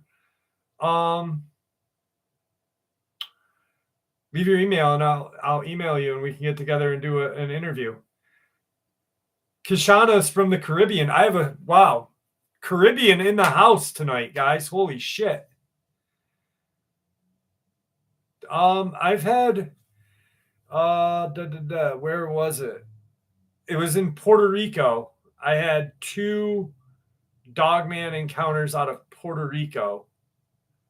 I'd have to look for them and maybe I'll share them next week, but I don't have them offhand and I don't want to cause damage to them. Vang, there has been a Dogman encounter in Virginia that looks like this creature looks like a fox, but it is um as big as a regular Dogman as well.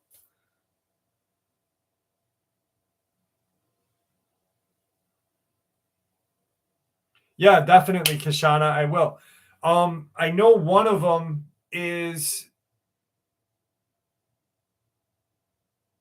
there was a delivery guy and he was delivering something. No, his uncle was a delivery man. Excuse me.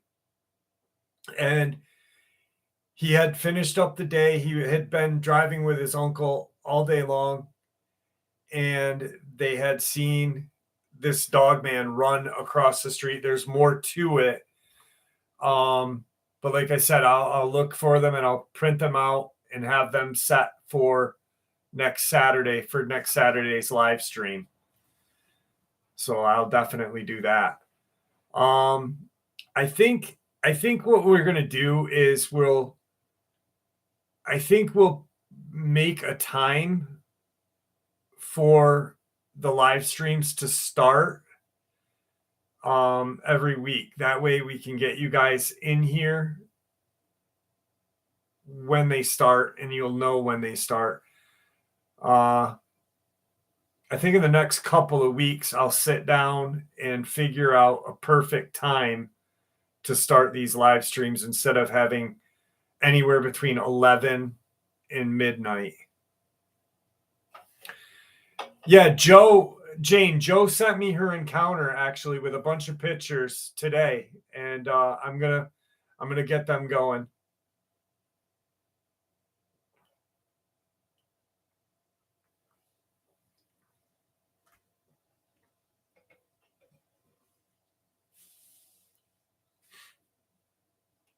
Well, it's hard because Saturdays is, like I have to.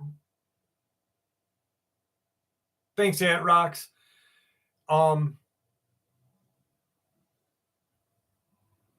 Just raising my kids alone. Pups, thank you, Pup7. I appreciate that.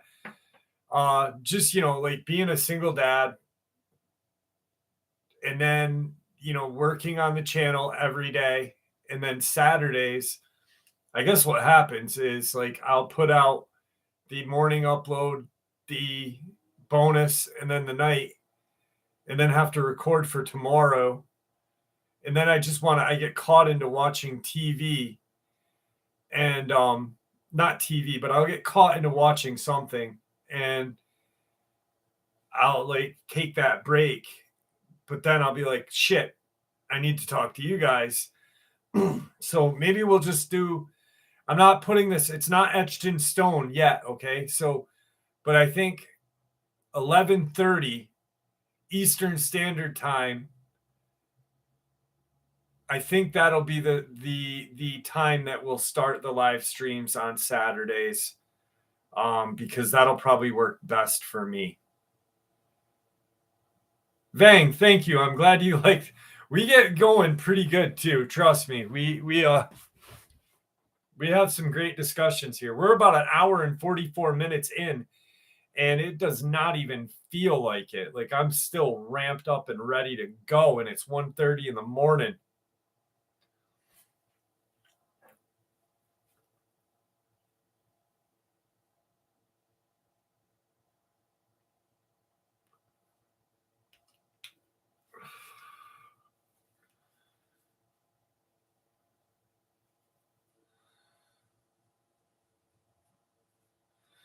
Roxy, it's not like I said, it's not etched in stone. There's nothing etched in stone yet.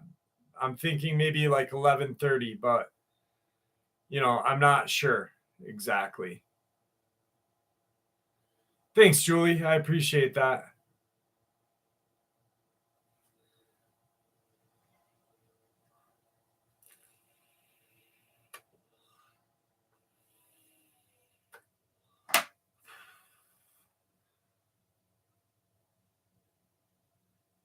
Any you guys seen anything good? Any good movies that you guys watched this week? Anything awesome or what?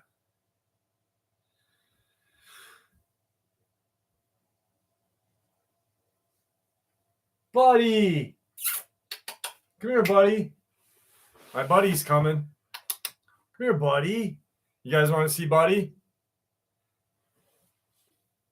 Here comes Buddy. Here's Buddy. Here, Buddy. Yeah. Say hi to everybody, buddy. Say hi. Here's your buddy. Oh, good boy, huh? This is my cryptid right here. Oh, mwah. I love you, buddy. I love you. Bye, buddy. Only homework, Chud. Chud is a good. He's a Maine Coon. He is. Yep. He's my best friend in the whole world. He actually, it's weird because I think he can definitely, last time I weighed him, he weighed 41 pounds. Last night, something was going on in the house and he was just acting like a creep. I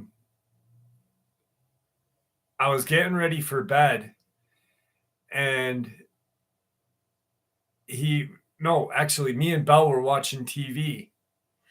And so I'm laying on Belle's bed. Belle's here. I'm here. We're watching a show. We were watching infographics or info something, the cartoon that talks about stuff. And all of a sudden, yeah, I think he did know. I think something was there. Because his head's this big. And he got to be like this big in a ball and was so small next to Isabel.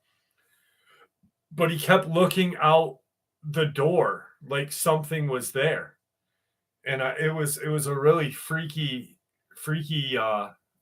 night last night. Yes, happy Mother's Day again to everybody. When we started the upload, I wished everybody a happy Mother's Day. And when is your next paranormal adventure? I probably will be going to Rolling Hills Asylum when school ends. So probably the beginning of July.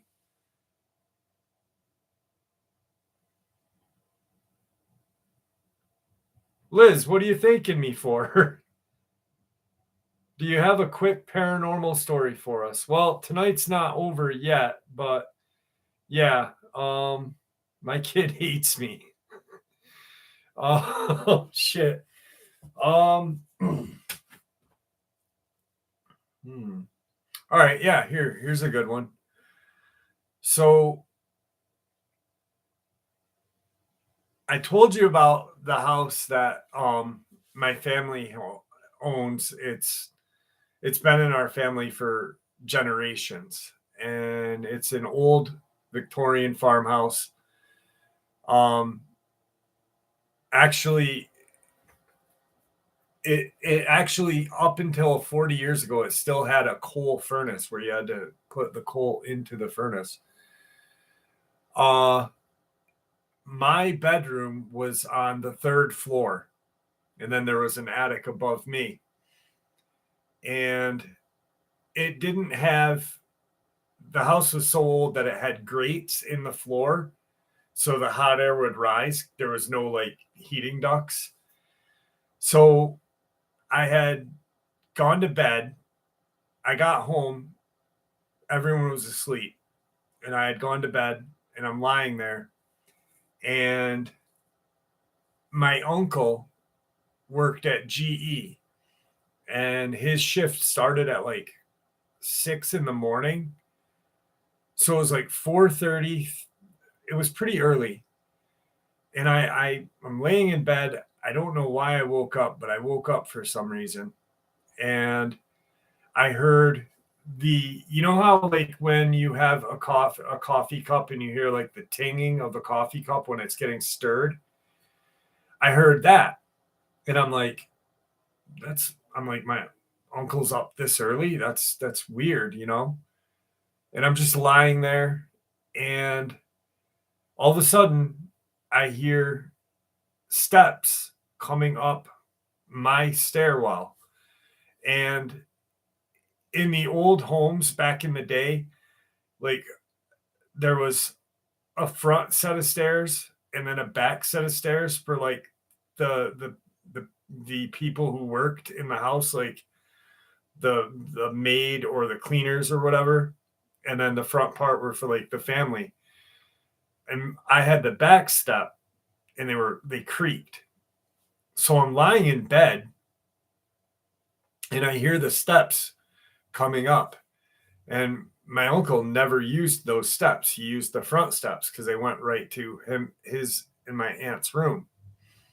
And I'm like, what the hell is coming up these steps? And so all of a sudden, I'm lying there and I hear it get to the top of the steps and it walks right by my room, but stops where my bed head would be, like that part of the wall, and nothing. And I was like, what the was that? So I got up and I grabbed a hammer and I looked out the door in case there was like an intruder, but there was no one there. And it was just weird.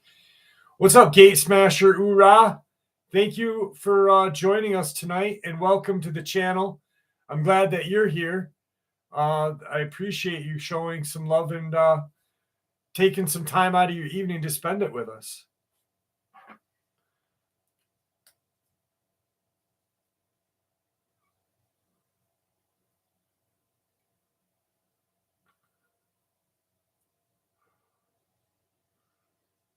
I got so I always talk about this movie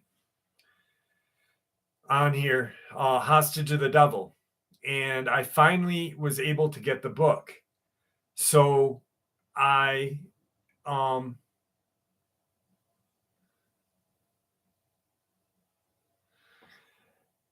Gate Smasher, I'd love to hear your experiences. My email is in the description. If you need it, let me know if you're willing to share. So anyway, this movie, Hostage of the Devil, it's about Malachi Martin, as many of you know. My friend Jim used to be the videographer and photo taker for the Ed and Lorraine Warren.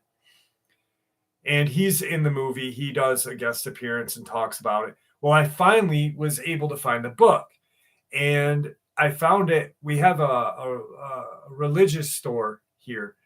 And they have like exorcist books and like stuff that were written by priests, and not like fiction, but real books, real nonfiction. And so I get the book, and the lady's like, oh, I think it's awesome that, a younger person. And I'm like, younger? I'm like, do you see my hair? It's fucking gray. Anyway, I didn't say that, but she's like, a younger person is into this kind of stuff. And I'm like, oh yeah, I have a YouTube channel. I'm like, I talk about this stuff and this and that. So she tells me about her experience, and this is such a weird, like, so when she was younger, can Dogman or Bigfoot have intelligence to create or invent? I imagine they do, like simple weapons, or like tools, but I don't think like a vehicle. But maybe they do. I don't know. Anyway, so she at one point did like one of those seances. She was like into seances and stuff. And she had like contacted Hitler, or like wanted to contact Hitler or whatever. And I was like, why would you do that? Like, it was crazy. RH, I agree with you. I said that last week. So anyway, she just recently went to Poland and visited some of the concentration camps there. She broke down. She hadn't thought about the shit she did when she was young as a kid until she was there. And she remembered having an experience. They did a Ouija and it said Hitler. A pair of army boots had fallen in her basement, and then she stopped playing with it. Well, when she got to this concentration camp and she was at the concentration camp and stuff, she swore to God that the boots that she saw when she was a kid, a teenager, that were in her home that had fallen were the same boots that she saw at the concentration camp she had visited. And I was like, what the? I'm like, that's crazy. That's just insane. Just a weird coincidental thing, but Robert, you're going to bed. Have a good night, my friend. But it was just weird. I guess you'd have to be there to really hear, like she was just overcome with what she saw there, and just the atrocities that were committed. It was sad. It was just, she felt like guilty for, and I looked at her and I was like, what? I'm like, you shouldn't feel guilty because you're not doing that shit now. I'm like, if you proceeded to do that shit now, then feel guilty. But don't feel guilty now. You've already redeemed yourself to Christ and stuff. It was sad. Gate Smasher. I'm going to put my email in the description here right now in the comment section, Gate Smasher. Gate Smasher saw some stuff in Afghanistan. I really would love to talk with you, hear what you got to say, because I know that there is some really crazy shit over there. I had a guy, dude, I keep seeing fucking weird shit out of the corner of my eye. I had an ex-Marine, or no, once you're a Marine, you're always a Marine. I had a Marine on here, and he had said he had seen some weird stuff over there as well. But if you're willing to share some of that stuff with us, I'd love to hear it. Is the movie Dr. Moreau based? Caesar, I'm really not sure. Maybe.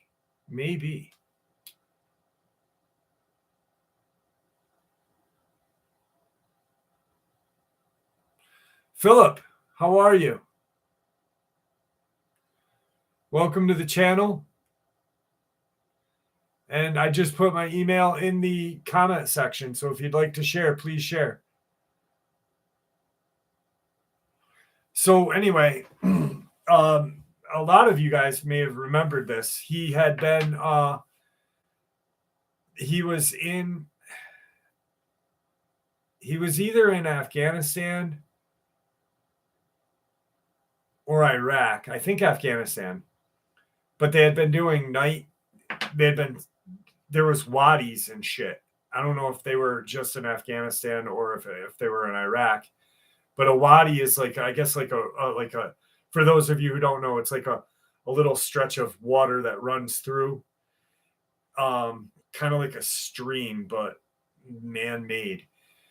So they had been sitting, watching, doing night observations or whatever, just making sure everything was safe. And he had seen what he described as like a chimera. It was part animal, part reptile. It walked by him and it saw a couple different other things. But he was freaked out. Yeah, well, okay, so it was in Afghanistan because they were sitting, they were just doing like they were doing not night ops, but they were just making sure nothing bad would happen, making sure none of the bad dudes came up. But what he saw was it resembled like it was definitely a cryptid because we don't know what the hell it was, but you know, for it to be two different creatures is nuts.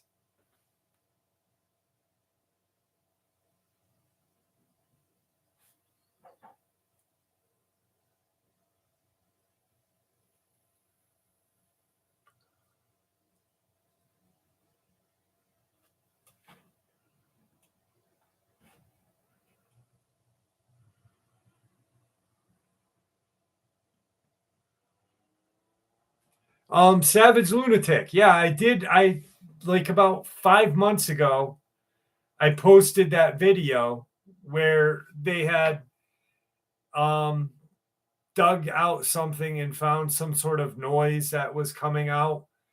Um, it's on TikTok now, like crazy. My daughter found it, yeah, about 5 months ago. And I do think that there is the Euphrates is is shrinking. It's fucking, it's going away as we speak. So I really think there are creatures under there, whether they're fallen angels or demons or what. Um, there's something under there.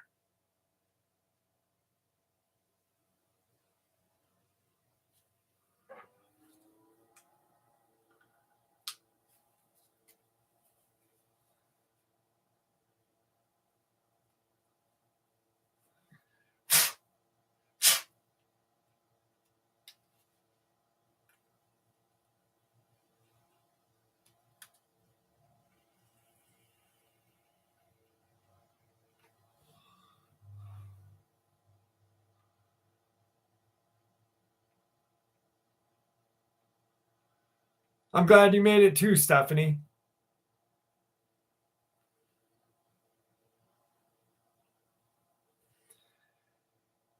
Yeah, Kishana, Kishana. I agree. Yeah, the scripture does say a third of mankind, which that's scary. Three third or third, yeah, third. That's scary because we could be right on the verge of mass extinction.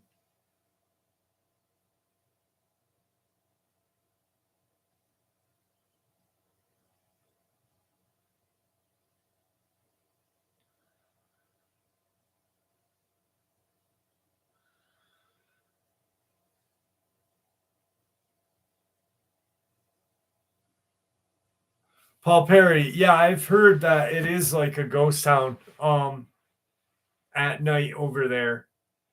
It, like there was another guy that I've had like three or four different people that contacted me that were in the armed forces. And one guy, he had went to a village. Um, some of their animals were getting stolen or killed, and they ended up talking to the villagers and stuff, and they said that these things live out in the desert just past their their village, and they went and kind of looked around for something and saw, came upon some bones and stuff, and that there was a lot of weird tracks and stuff like that. But I mean, I've heard of like creatures that can fly out of Afghanistan, in that region. But it's like it's the oldest region, the oldest populace. So of course there's going to be some fucked up shit that's there, you know. Jin, yeah, Jin.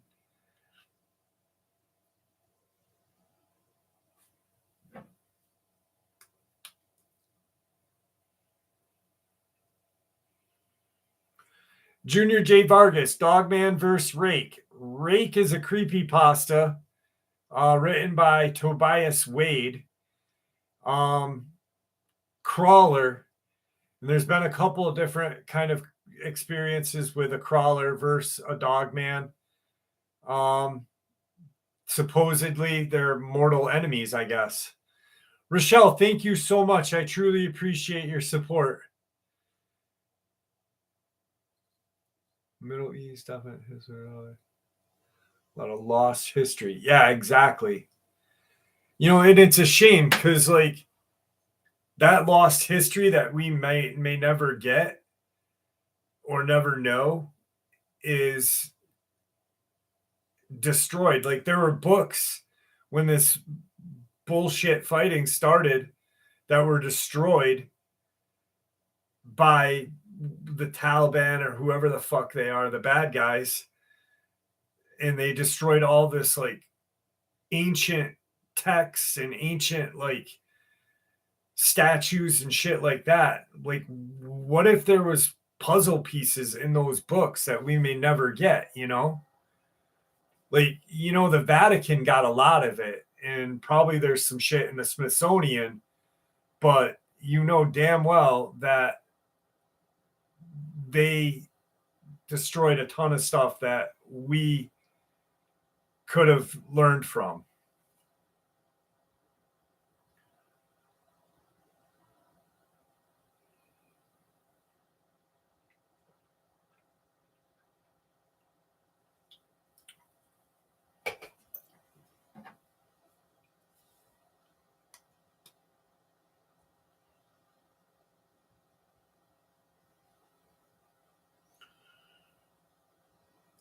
That's a good idea, Paul. That's actually a good idea. I've actually thought of that myself. You know, like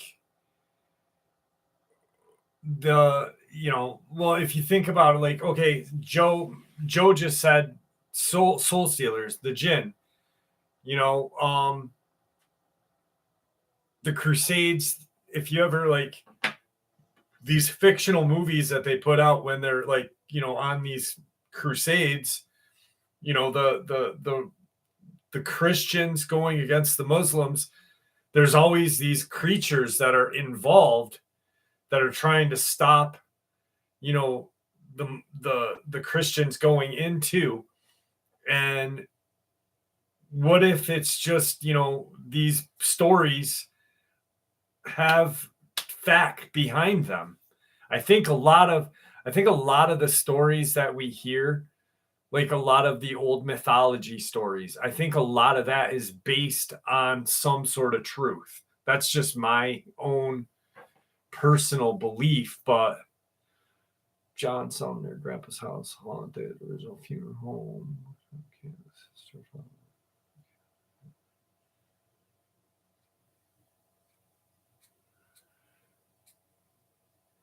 I haven't spoken to him in a while, Ken, but I will be probably soon. I don't know what's going on.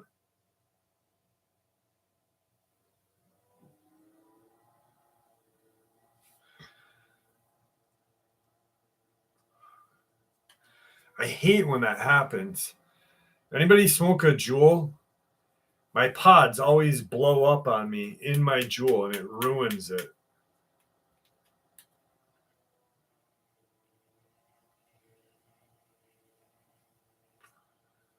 I'm doing well. Thank you, Rochelle. I appreciate your support. There are be some creepy deathbed. Da, da, da.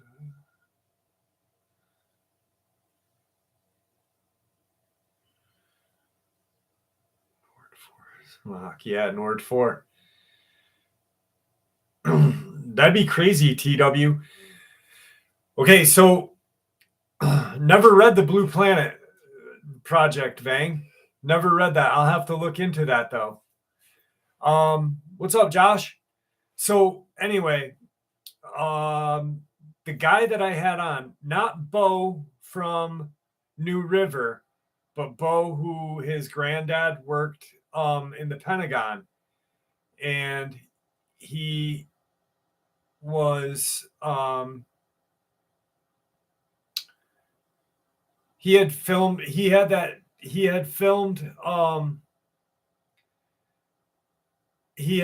that creature that was in Arizona. Hang on. You're welcome, Junior. Thank you for tuning in. I appreciate you being here, my friend. So my friend Bo, a lot of you guys remember him. He was a Jehovah's Witness for many years. He went camping, and he had brought his video camera with him and his wife. And they were in Arizona. He went up, had his camera. His wife looked at one of the park rangers and said, "Yeah, my husband's looking for Dogman." Shortly thereafter, more park rangers came in, but he had ended up capturing some footage of a very large creature in the woods that night. But he also told me that in the, I don't know what it would be, like the main thing for the Jehovah's Witness, that supposedly there's on the door that there is a Dogman on the door, like not alive, but carved into this wooden door. I don't know why. I don't know what the reason is behind it, but that's just what he told me.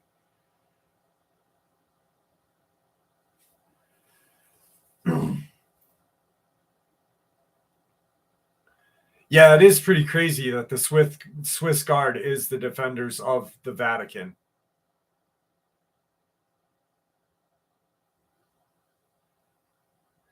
Joe, that may be, or it could be a Sasquatch, like Jane said.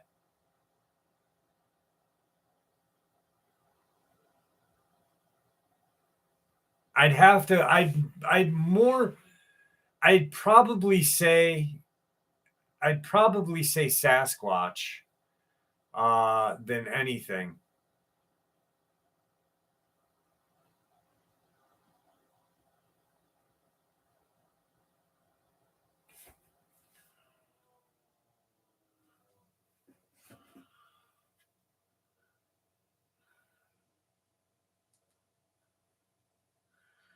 Or it could be a spirit, because like you said, you didn't, you haven't seen anything.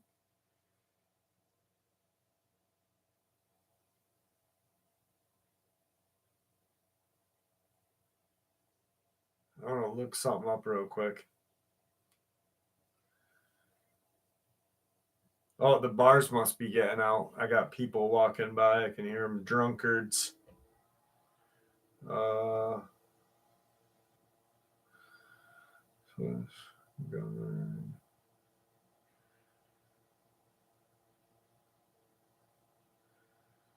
Hang on one second, guys. I'm just trying to look something up real quick. Okay, according to this, the Swiss Guard, the world's smallest army, serve as professional escorts for the pontiff and as watchmen for Vatican City and the pontifical villa of Castle Gandolfo. There are 135 Swiss guards guarding the entrance points and exit points of the Vatican and the Pope's residence.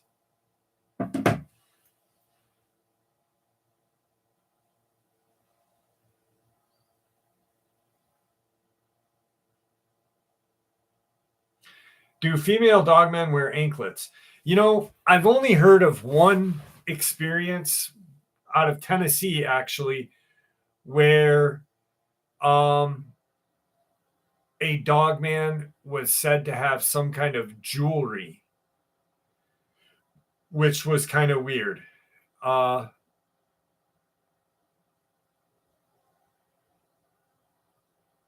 Croaking sounds. John W. I've heard of Bigfoot making like owl-like noises. But then there's like the Loveland Frogman that makes kind of those kind of noises as well. Whereabouts are you?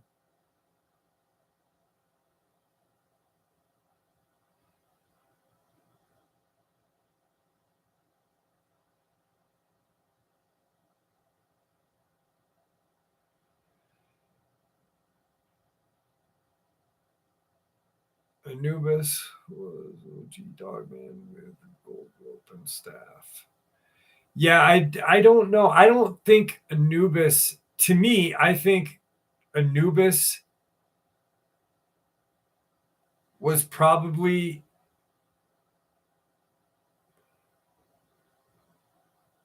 there was that story, I forget where it came from or where the origin of the story is, but supposedly there is a race. Maybe it's from the Sumerian text. I think it's from the Sumerian text. But there's a race of dog-like alien, and I think that's what Anubis is. And maybe that's where the dogmen come from.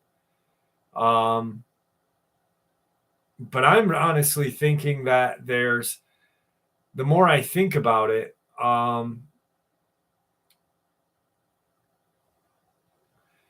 Vang, have a great night. It was great having you here, my friend. Please remember to email me your parents' Rock Ape stuff. I'd love to hear that, please. Anyway, fuck, what was I saying? Oh, I'm really now starting to honestly think like, okay, so people are like, where'd they go? Why are they here 1 second and gone the next?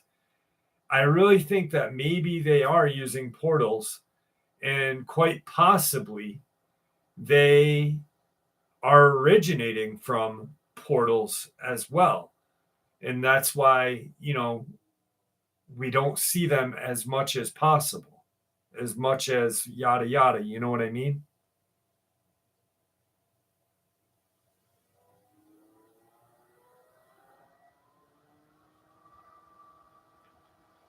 East Wolf, good night. I did get your email. They did come through, East Wolf. I don't think you heard me when I said it at the beginning of the evening. Yes, I did get them. Kashana, have a good evening.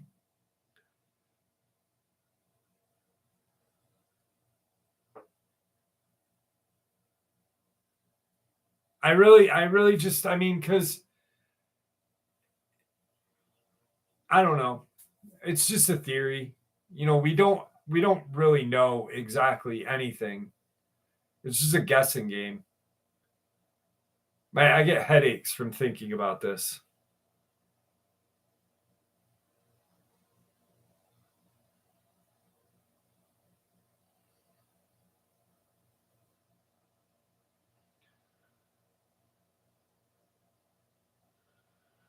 Does Dogman look more like a wolf or a Bigfoot? Dogman looks more like a wolf, Ken.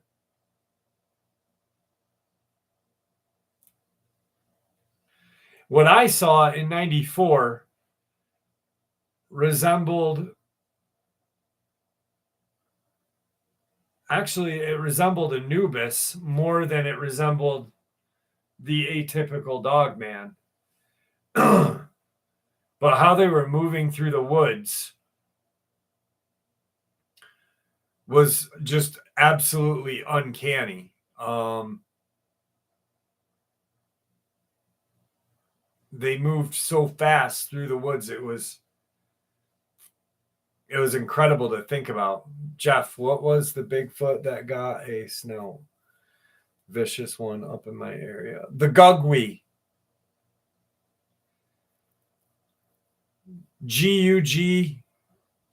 Gugwe. It's a Micmac term. Hey, Nancy, how are you?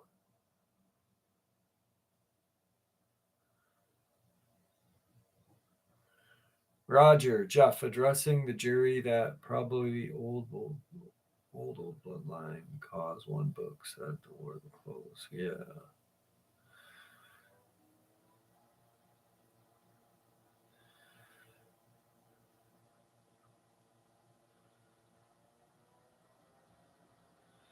Pup 7, I'm glad that you found the channel, and thank you for spending time with us. I appreciate that.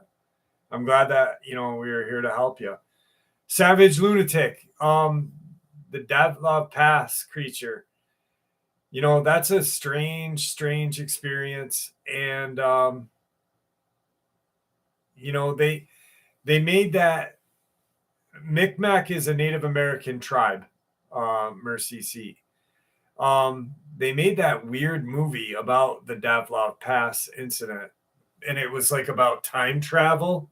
I don't know if anyone saw that movie, and it was about like these people went up into the Ural Mountains and went looking for like where the incident happened, and they ended up finding out like there was this like wall, right?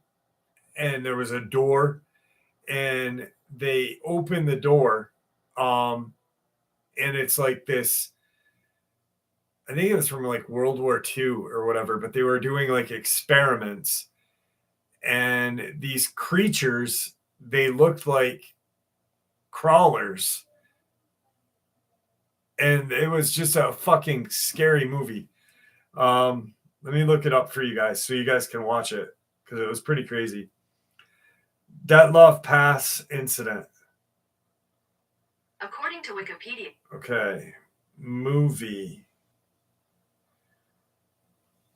Devil's Pass. The movie is called Devil's Pass. And if you guys want to watch a good movie, that's the movie to watch. Badass movie. My daughter had been hearing flute music outside her bedroom. No one was playing it. She said it sounded like it was coming from the sky. Ooh, that's fucking scary.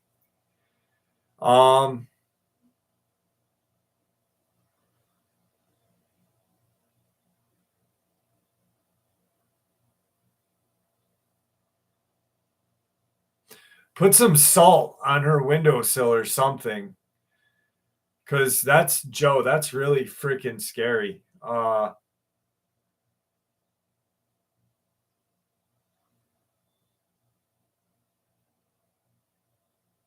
Yeah, it could be luring. So I mean, I don't know. That's really terrifying.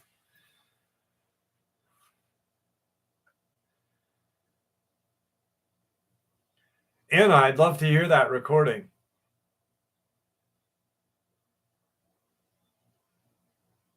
Thunderbolt, we were talking about a movie though. But how were they murdered? Who killed them?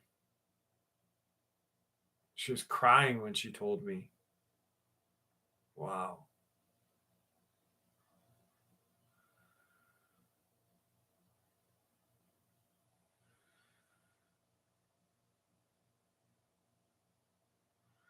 That's fucking scary, actually. Holy shit. Yeah, I'd love to get that email, Anna, please, if you don't mind.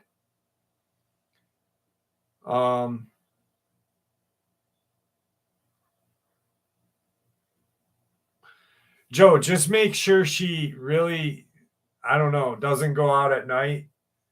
Make sure her windows are locked, because that's really terrifying.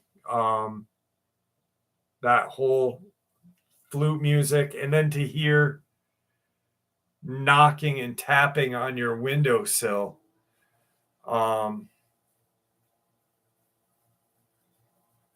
Is crazy.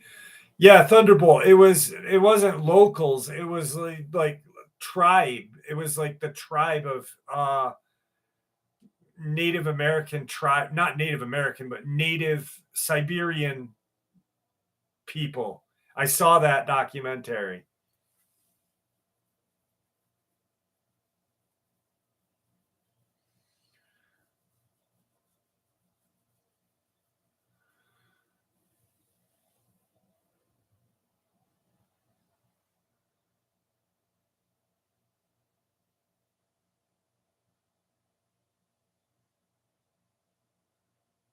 That's absolutely terrifying. Damn, flute music. Huh.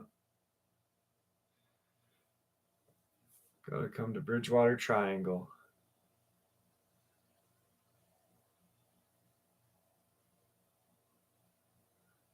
Yeah, I have to go down that way. That's, if I'm not mistaken, what uh Bridgewater Triangle.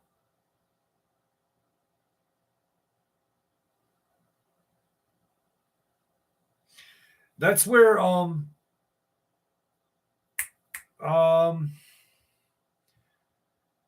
there was a YouTube channel that my daughter watches that they do paranormal experiences and stuff. They went there, and it's really a creepy location. Thunderbolt, I don't drink beer. I don't drink. Rocket launcher, definitely.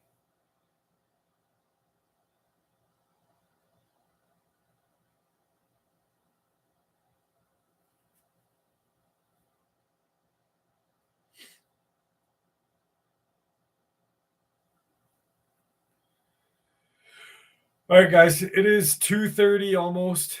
We've been on for 2 hours and 27 minutes.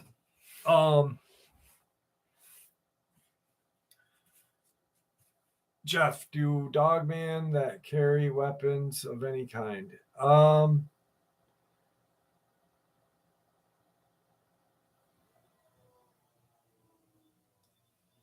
I've heard of dogmen. I'll actually. What's up, North Face? Um, I TW. I'm actually. I'm gonna. We're about 2 hours and a half in, so I'm gonna end it tonight. Right now, I'm kind of tired. Um,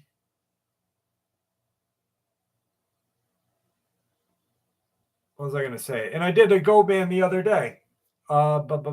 Shit. There's something I was gonna say. Anyway, I don't remember. Guys, be safe. Thank you for spending your evening with me. And I really appreciate you guys hanging out with us and me. Um, what I'll do this week is I'll print out a couple of Ghostman encounters that I have, a couple of Fae. I'll look for a spider encounter. I'll look for any Caribbean dogman encounters, like Puerto Rico ones. And because I know there's a couple in Puerto Rico.